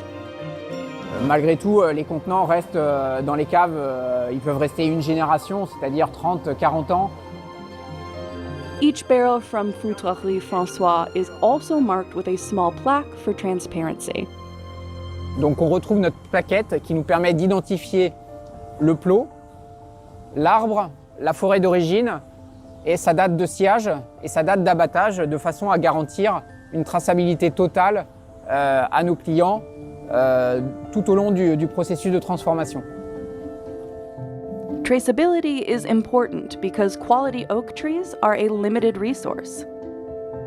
They take over 120 years to mature, so the person who planted the seed won't even be alive to see the foudre or taste the wine. It's March in the Loire Valley of central France, and a new batch of logs has just arrived at the Gueux de la sawmill. The company specializes in processing and supplying locally sourced oak to some of the top cooperages in the country, including Foudrerie François. On achète plutôt dans les bois haut de gamme et ce genre de bois-là représente 6 à 7% maximum de nos achats. There's an initial quality check upon arrival, one of many in the road to becoming a foudre. Donc la sélection dépend du diamètre, de la rectitude, de la qualité du bois. A worker will measure out the desired length and make note of any initial knots or imperfections in the wood, which would cause a leak in the final barrel. The logs are sorted and lifted onto a conveyor, where a machine removes the bark.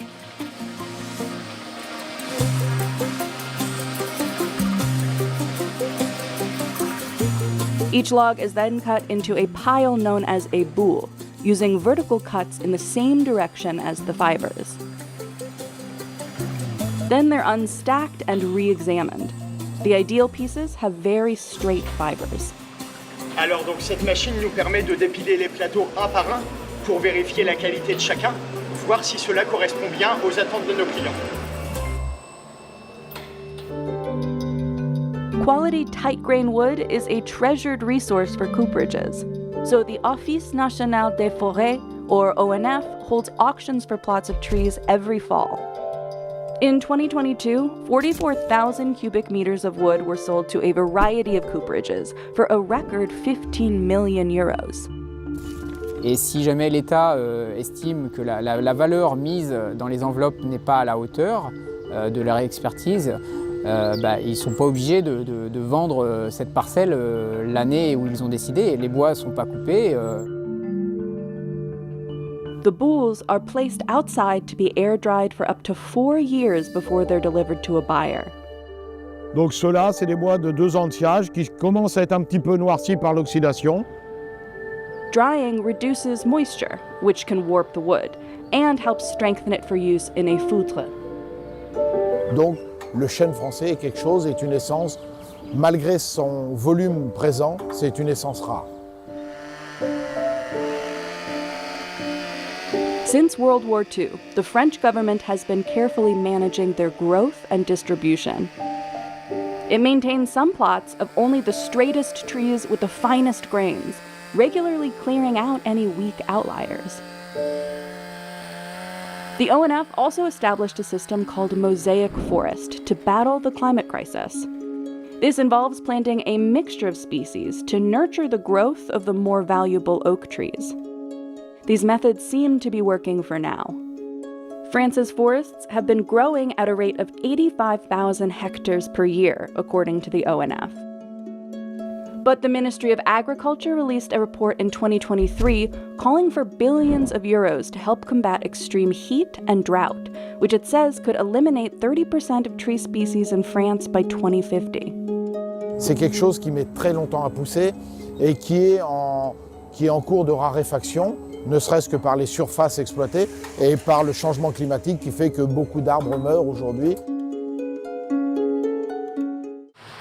This 70-year-old company hauls in £140,000 of forest-grown shiitake a year. It starts here, in the forests of the Japanese prefecture of Miyazaki. farmers use a 1,000-year-old technique to grow the rarest of them all, white flour. Sugimoto Shiitake sells these premium caps for at least $400 per kilo. But the company says less than 1% of the mushrooms it processes are given that top-tier designation. Forest-grown shiitakes are getting harder to cultivate, and the conditions needed to produce the white flour variety are so specific that even a few drops of rain can ruin them. On top of that, the appetite for all kinds of shiitakes is decreasing in Japan, where they've historically been a staple.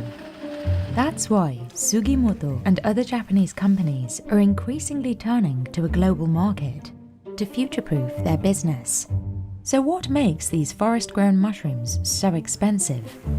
And can this rare Japanese shiitake make a comeback? まず、木にドリルで穴を開けます。そしてそこにこの椎茸の菌が、入ったプラグ、これを穴に入れて、約2年。This process is known as inoculation. And at this stage, there's no telling which sprouts will become white flower shiitake. そして2年経ったら椎茸が毎年春と秋、生えてくるようになります。That's how long it takes for the fungus to spread throughout the log and start sprouting harvestable caps. Each log produces mushrooms for about 6 years. すべての栄養を吸ってしまいました。なので、あとはもうこういうふうにボロボロと、土に帰っていくだけです。原料を他から探してくるんじゃなくて、やっぱ自分の近くの家の近くからずっとローテーションしながらずっとこの栽培を続けていっている。This species of tree is not only plentiful, but apparently delicious. で特にそのクヌギの木っていうのは甘い、樹液を持っているので、非常にそのなんて言うんでしょう、味わいが良くて、しかも歯ごたえのある椎茸が作れる木です。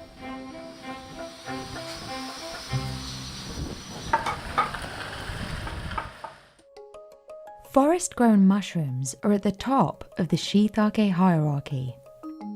They are more difficult and unpredictable to produce than indoor-grown, which leads to their heftier price tag.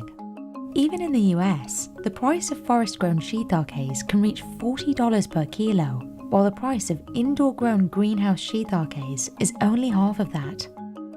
小というおかくずで作るやつはやはり味もなければ香りもない。そういった形から言えば原木椎茸というのは出汁も取れますし、香りもいいし、食感もいいし、食べて美味しいというのが。Then there are the two main types of shiitake based on their shape. 一つはドンコ。ドンコは実が厚くて、縁がしっかり巻いていて、6割で、それから硬芯。硬芯は非常に薄くて。The top tier version of donko is called hanadonko or white flour. That's the one that fetches that $400 per kilo price tag. 普通の椎茸が柔らかいと、柔らかいとすれば天白はコリコリした食感になりますので、全然食べる感覚が変わってきます。The difference between a regular donko and a white flour shiitake comes down to the cap. All donko mushrooms will have distinct cracks, but the pattern on a white flour is more dispersed, like this. But to grow any shiitake this way, conditions have to be perfect. シーズンが来ても雨が少なかったら芽が出ないとか、寒かったら大きくならないとか、雨が降ると大きくなりすぎるとか、いろんなところを気に使いながら。And white flour caps can't be directly rained on at all. When water gets into those cracks on the surface, it discolors the mushrooms and decreases their value. だけどこの木の影になっているところ、雨が当たらないところに、いいものが生えていることが多いです。When they're ready, workers like Naoko Kai harvest each one by hand.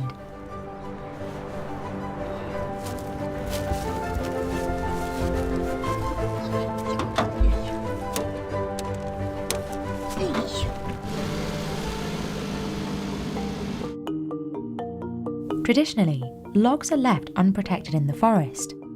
But growers like Guy Husao started growing mushrooms in an outdoor structure he calls an artificial log yard to gain some control over his environment. 瓶を張って雨が降らないようにするし、雨が少ないとこのスプリンクラーで水を必要な水分を与えて、強制的に椎茸を発生させる、そういう施設です。Even with this limited control, the recent unpredictable climate is affecting how much he can harvest. In 2010, Guy Husao left his life in Osaka to join his father on this shiitake mushroom farm. 私の父親が10万から15万の間でずっとやってたんですが、私が帰ってきた時人数も多いし、ということで倍にしましてね、30万個ぐらいを。But a combination of his parents' aging and an increasingly unpredictable climate caused the farm's productivity to shrink again. ということで今現在は10万から15万の間でまた父がやってた頃の量で今やってる時代ですね。だから稼ぐのはやっぱりなかなかこの気候の変動が大きくて昔みたいにやっぱりできないっていうのが最近の状態です。本当に季節が読めない状態になってきてますので、地球温暖化がもうA smaller yield means fewer white flower shiitakes, which only make up about 8% of Husao's harvest. キノコどれでもじゃあ天白になるのかっていうとなかなか難しい。White flower, regular donko, and goshin mushrooms are harvested all at once, loaded up in crates or bags, and taken to Sugimoto's processing facility to be sorted, dried, and packaged.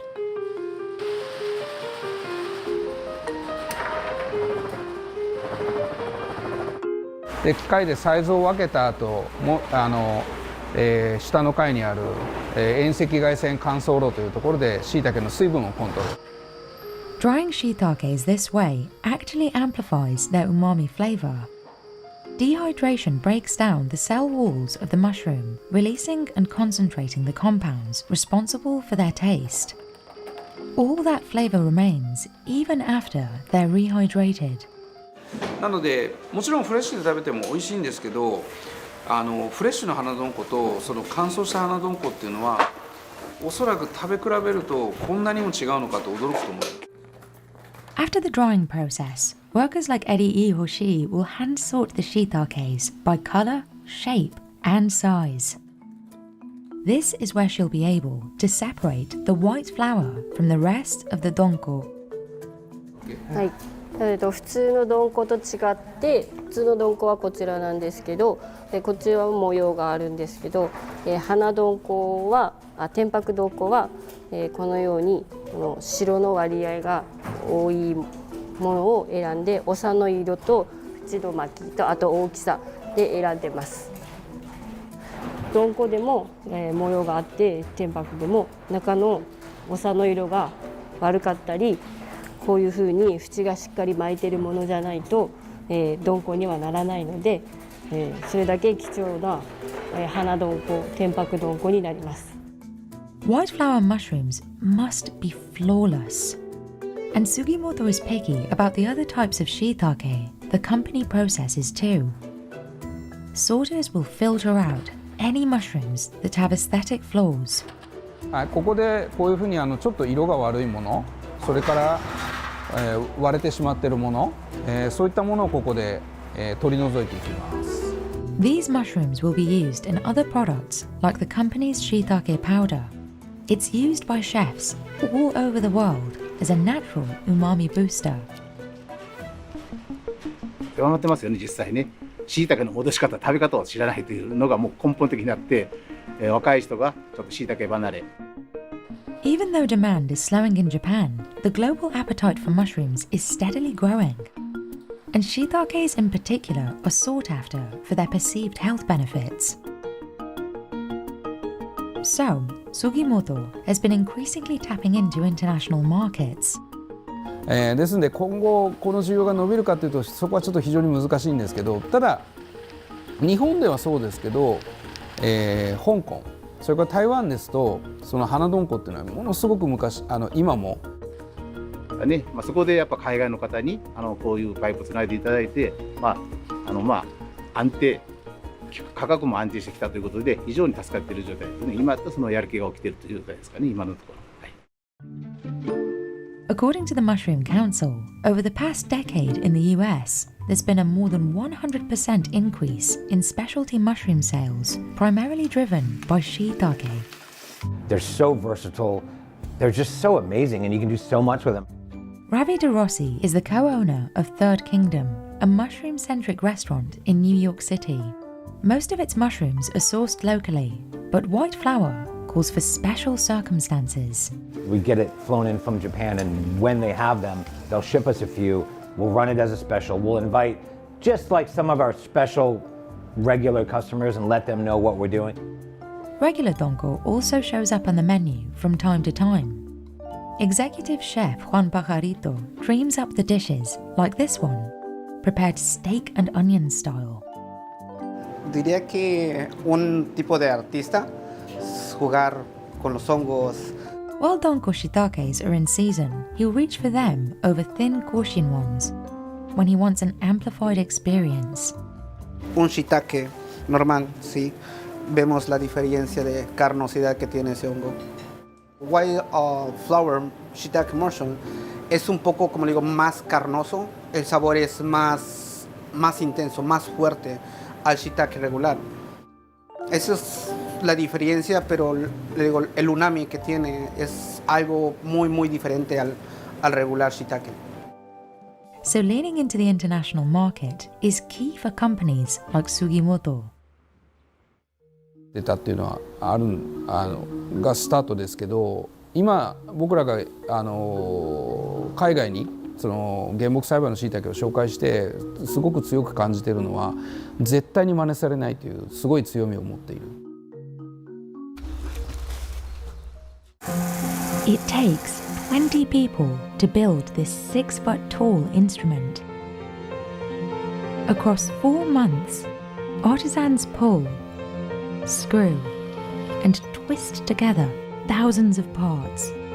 And buying a pedal harp is no minor decision.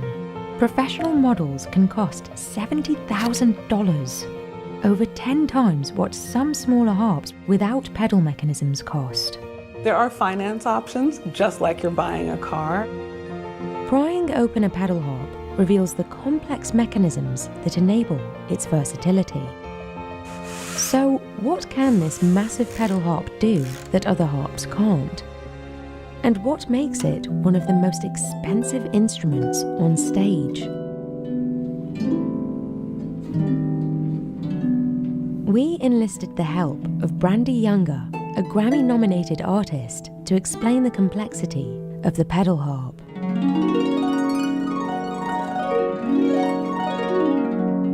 Right? The glissando. That's what harps are probably most known for. But we're the only ones that can do that. So that makes us special. When you watch a harpist, you probably notice their hands, but you might not notice their feet. Harpists change the pitch by stepping on these pedals, allowing them to play freely in any key. On lever harps, mechanically simpler cousins of pedal harps, musicians must reach up to set the key by hand. You do really need to be really quick with your hand so that you can continue to play and then change the pitch in the middle of a song. There's a lot of repertoire that you can only play on pedal harp and cannot play on lever harp. But this convenience comes at a steep cost. The fact that each harp is handmade is a big part of why they're so expensive. Beginner models start at about $14,000, but prices can exceed $70,000. And the expenses don't stop once you buy the harp. Harp maintenance is a thing. And when you have 3 harps like me, it's a thing you cry about. You have to buy a cover. We're talking $750, maybe $900 for the full cover. And then a dolly. A lot of us have what they call the Rolls Royce of harp dollies, and that's $1,000 American dollars. $500 for strings, $300 to $400 for a regulation without anything wrong, right? Because just like a car, it's quite an expensive profession.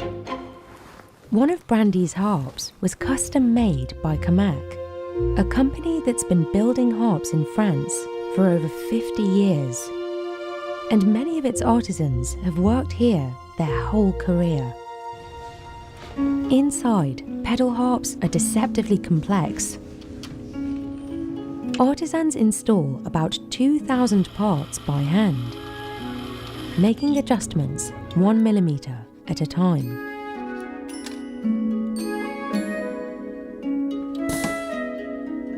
These metal arms are part of the mechanism.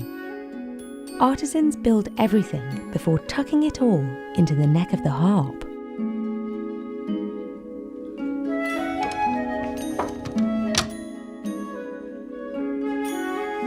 Each tiny component needs to move consistently without missing a beat. When I move a pedal, these little parts will turn and shorten the string by this distance, which corresponds to a semitone. Artisans attach the pedals to internal rods connected to the neck.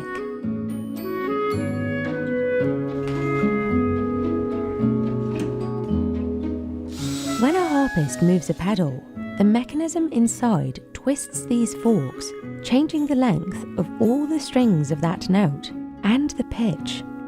So we have 7 pedals for each note of the scale. So this is C natural. I move it down to make it sharp. And then I move it all the way up to make it flat. When a harpist plucks a string, it vibrates off the massive soundboard. Much of the wood on a pedal harp is ornamental, but the soundboard has specific requirements. The main wood we use are not the most expensive part of the harps. It's only the spruce, because this is the wood which will produce the tone of the harp. So it comes from a very specific place in the Alps. The grain of the soundboard must be absolutely parallel and perpendicular to the direction of the strings. This is really the heart of the sound.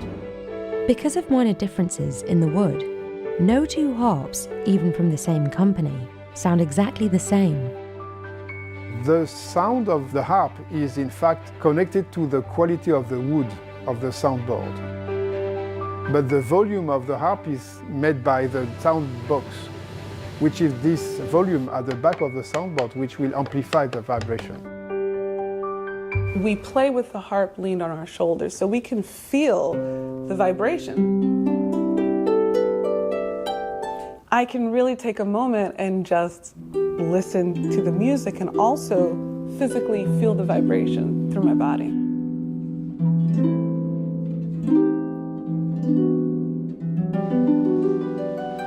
Now artisans get to work cutting, sculpting, and sanding each piece. Camac makes about 300 pedal harps each year. And while the tools are modern, Jacques says harp making is largely the same as it was 200 years ago. One of the most striking pieces is the column. Artisans fill every inch with ornate carving. But it'll take a week to finish this design. C'est indiqué ici. Je commence toujours par faire un dessin. Ensuite, avec mes outils là, qui sont des gouges, je fais du frappage. Ce qu'on appelle du frappage, c'est-à-dire en frappant. Jean-Bernard has been carving since he was 14. Most designs he recreates from memory. Tous les bois ont des défauts et tous les bois ont des qualités. Certains sont plus durs, certains sont plus tendres, et je les aime tous. Je les aime tous.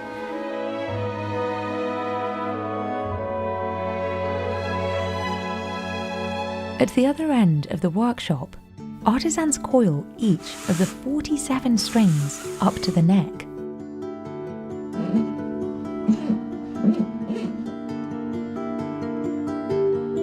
The middle strings are made from animal gut, while the outer ones use nylon and steel. Gut strings produce a warm sound, but are less durable than nylon. Durability is important because a full set costs $500 to $800. Typically, harps need a new set of strings once a year. But making the individual parts is only half the battle. Now, it's time to put it all together. After 23 years at Camac, Guillaume is an expert at visualizing a finished harp from the separate pieces.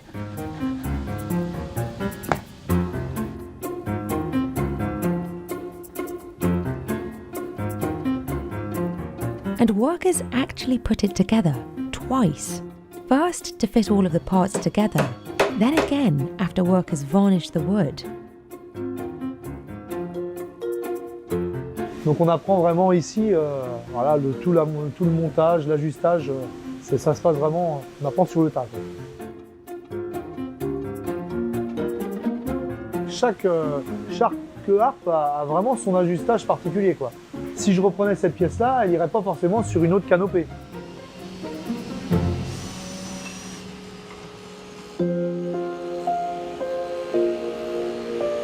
Most of the artisans in our company has spent their whole life here.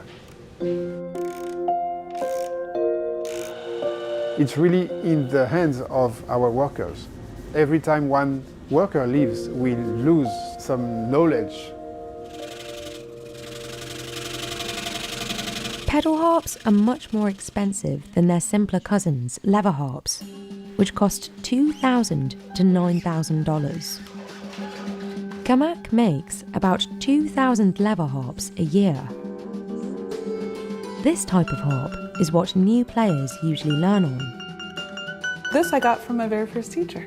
When a student is ready to move from a lever harp to a pedal harp, and I have to have a conversation with their parents, because it doesn't mean just buying something that costs a car. It often means that they have to also buy a new car that can fit the harp inside of it.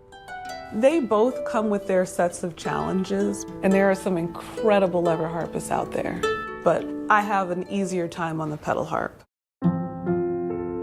For musicians, it's important to have a harp that represents them aesthetically as well as musically.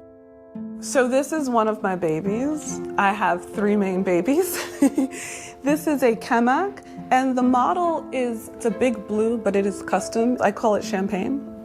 Champagne and ebony. There's a pickup on every string. And so I use this harp, especially when I'm performing with my trio or larger groups. For acoustic performances, Brandy uses her Lion and Healy harp.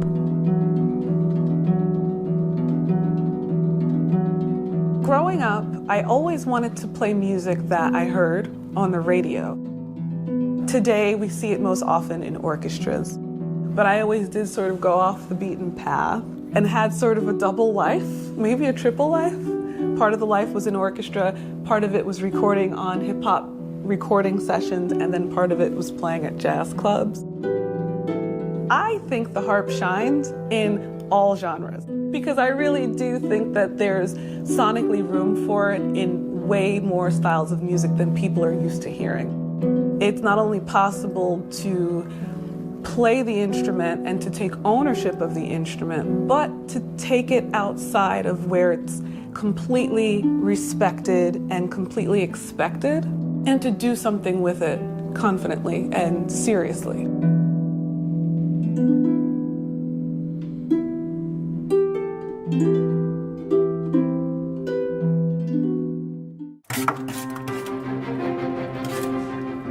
Cement tiles start out like cake batter. For artisans to complete the transformation, they must bury their art in cement. Nearly 200 years ago, cement tiles were popular because they were affordable. But today, the price for their main ingredient has skyrocketed, aggravated by supply chain issues and shortages. Cement tiles can cost $30 per square foot, over 10 times what some ceramic subway tiles cost. But despite the premium, their popularity across the globe has only increased, even while many workshops are struggling to stay in business. So what's made cement tiles so expensive? And can new trends sustain this traditional craft? Every morning at this workshop in Morocco, artisans settle in, surrounded by tiles. The craft is still manual. Each tile is touched by human hands.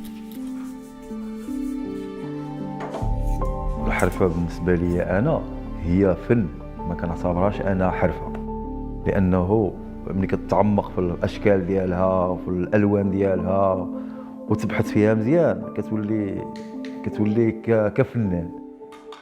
The beginning of that art is pigment making.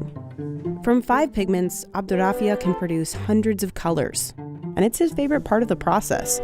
ما الديزاين تقدر دير أي ديزاين، ولكن خصك غير تحط عليه الألوان اللي كيناسبوه. كل لون يعطيك واحد 20 أو 30 لون. ملي كنخلطوهم كيعطيونا بزاف الألوان، عدد الألوان. He says the materials for some colors, like green and blue, are more expensive, so they increase the final price of a tile. Abderrafia measures out each pigment and combines it with cement, marble powder, and water.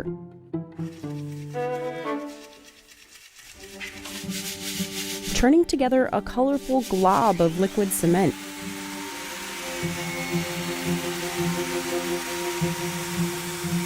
This mixture is what gives cement tiles their characteristic matte surface.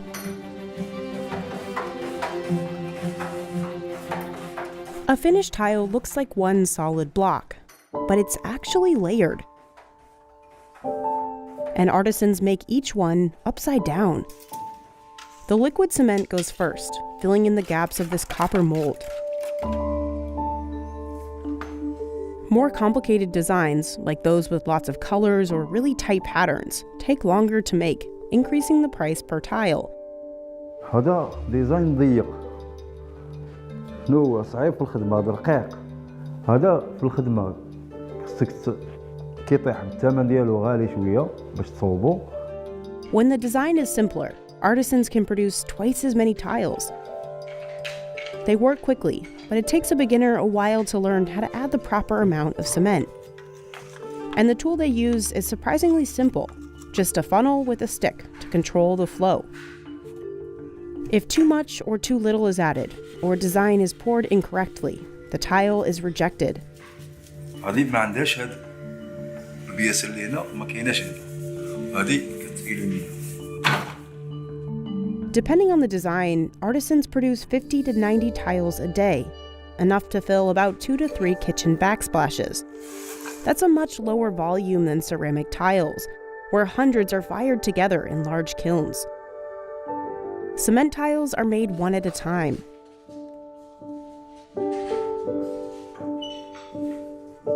إذا درتي مثلا غير صباغة أكثر من الصباغة، مثلا درتي الزرق أكثر من الأبيض، راه كتخرج لك لاطراس ديال الجليجة أو لا الزواقة ديال الجليجة كتخرج لك عوجة.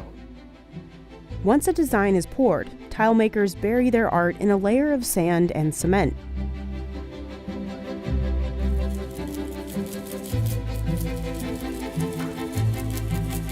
While these experienced artisans don't often make a mistake, the manual nature of each step means that there's always the possibility of ruining a tile.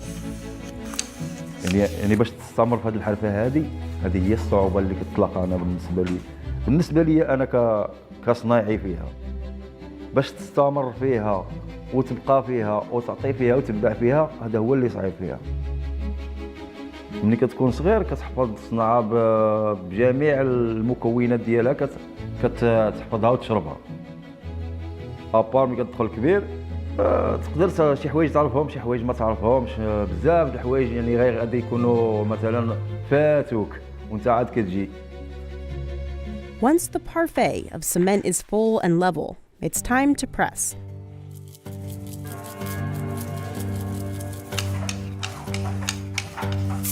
It's a crucial step that only takes a second.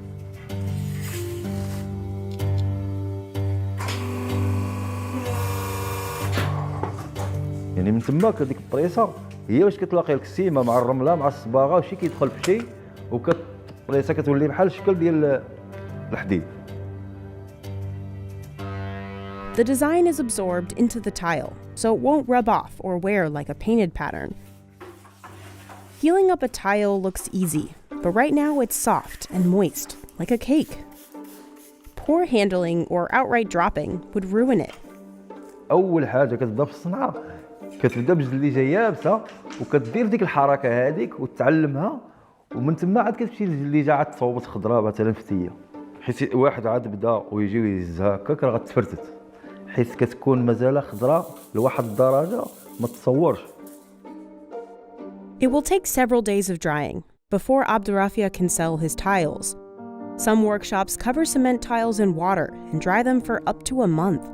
But Abdurrafia's method, which he says uses less water, requires just a few spritzes before the tiles dry in the sun for up to 4 days.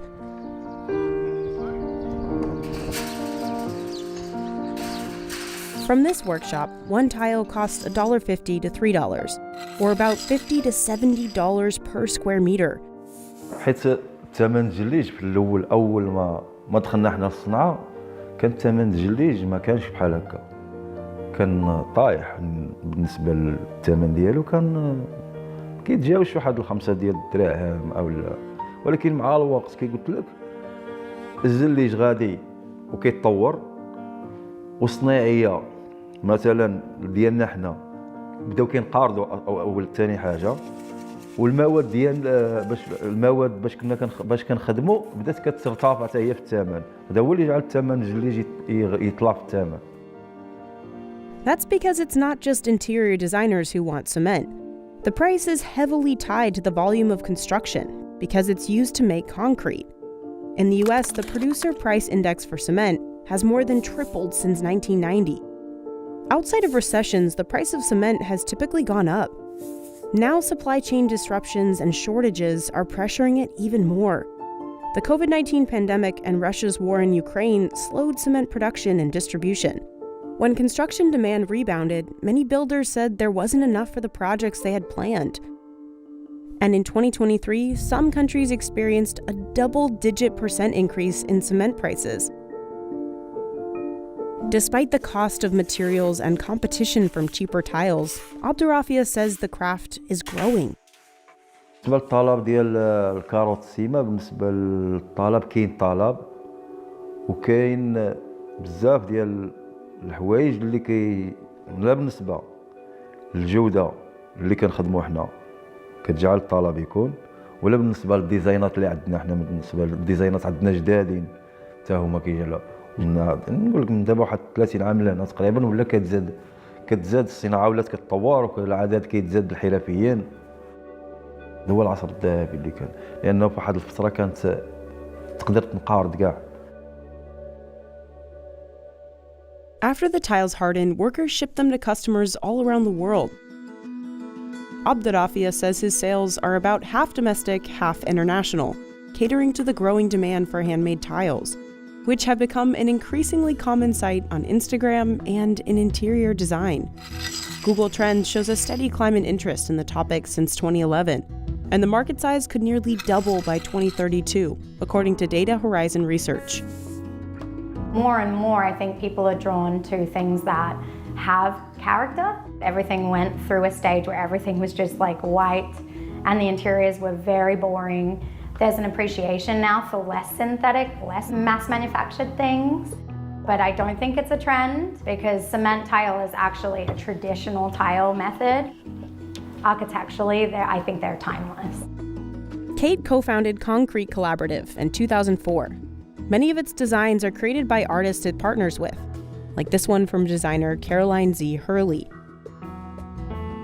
I like kind of playing with different textures, patterns, colors to see what we can create. And a lot of people really love the designers or artists that we'll collaborate with. They almost feel like they're getting a piece of Alex Proba's art by using her tile. Kate says cement tiles are great for creating a bold design statement in your home. Thousands of miles away, her customers appreciate cement tiles for the same reason as Abdurrafia. أول حاجة فكرت فيها منين صوبت داري فكرت في الصناعة ديالي نديرها في داري هذه أول حاجة بالعكس ما جانيش غالي لأنه أنا واخا يكون بأي ثمن غنديرو بالعكس خصني نبقى خصني هذاك اللي كنخدم أنا خصني نشوفو أنا عندي في داري كنفتخر به وكثر منه كنفتخر به يعني أنا كنقول لك أنا شي حاجة اللي عندي في قلبي بالنسبة لي أنا الصناعة ديالي. Every single piece is made by hand, so it has a natural variation. It's perfectly imperfect. Because cement tiles are handmade and can develop a patina, some customers worry that installing or maintaining them is difficult. But Kate says it's actually similar to any tile installation.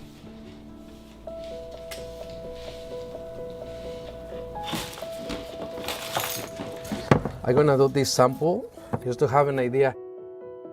So the way we're gonna use is doing like this, just to cover the whole area. And this is how this works. So you see, when you push it up and you hit with the hammer, this glue is really, really good.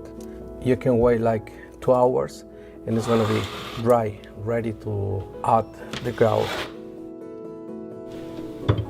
After deciding on the spacing, he spreads out a glue and presses each tile into place. First of all, what we did, we just measured the space we need and prepare all tiles. In this case, we use this kind of spacer, which is 3/16. We have to make sure everything goes straight, has to be everything at the same spacer.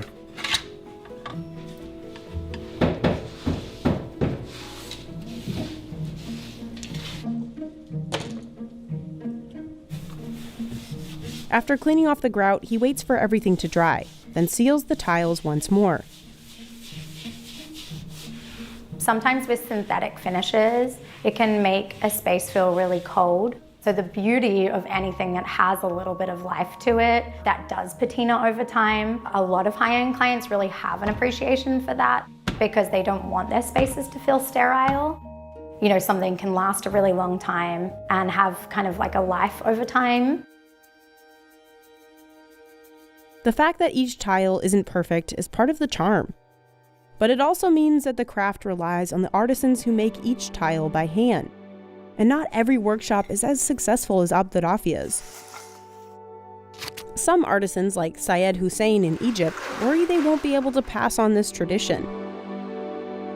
والله أنا بحس إن أنا راجل مميز، يعني على مستوى مصر كلها دلوقتي ما بقاش فيه صناعية. انقراض.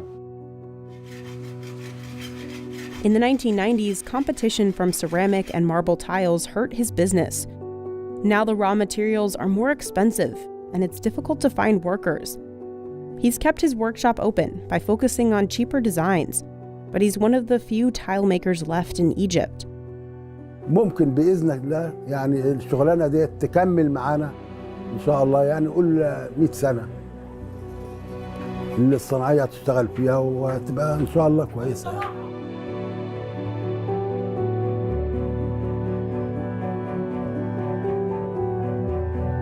Abderrafia is hopeful that in Morocco, the craft will continue to not only survive, but thrive. هي اللي كتواجه هذا المهنة في المستقبل، وهي خص الناس يدعموها لأنها صنعة ماشي زعما نقولوا صنعة وصافي ودايزة، لأن خص الناس يدعموها بالأفكار، يدعموها يوقفوا كما كنقولوا بزاف د الحوايج خصهم يوقفوا معاها باش تزدهر وتزيد. كما كانش مثلا نعطيك غير مثال، بعض الناس اللي كيغيروا على هذه الصنعه هذه واللي كيعطيو من جهدهم من المال ديالهم باش هذه الصنعه تبقى، كانت تقدر تنقرض، ومنهم الناس اللي عطاو من جهدهم ومن مالهم، هاد الناس هادو اللي كنخدم معاهم انا. يعني ماشي هو كنحسبوش عمل، وانما كنحسبوه هوايه، حب ديال الصنعه ديال اللي عندي في قلبي. وكما قلت لك ماشي مثلا انا عندي هاد الصنعه هذه كناخذ منها مثلا القوت ديالي او مصروفي، وانما هوايه كنبغيها كنحبها.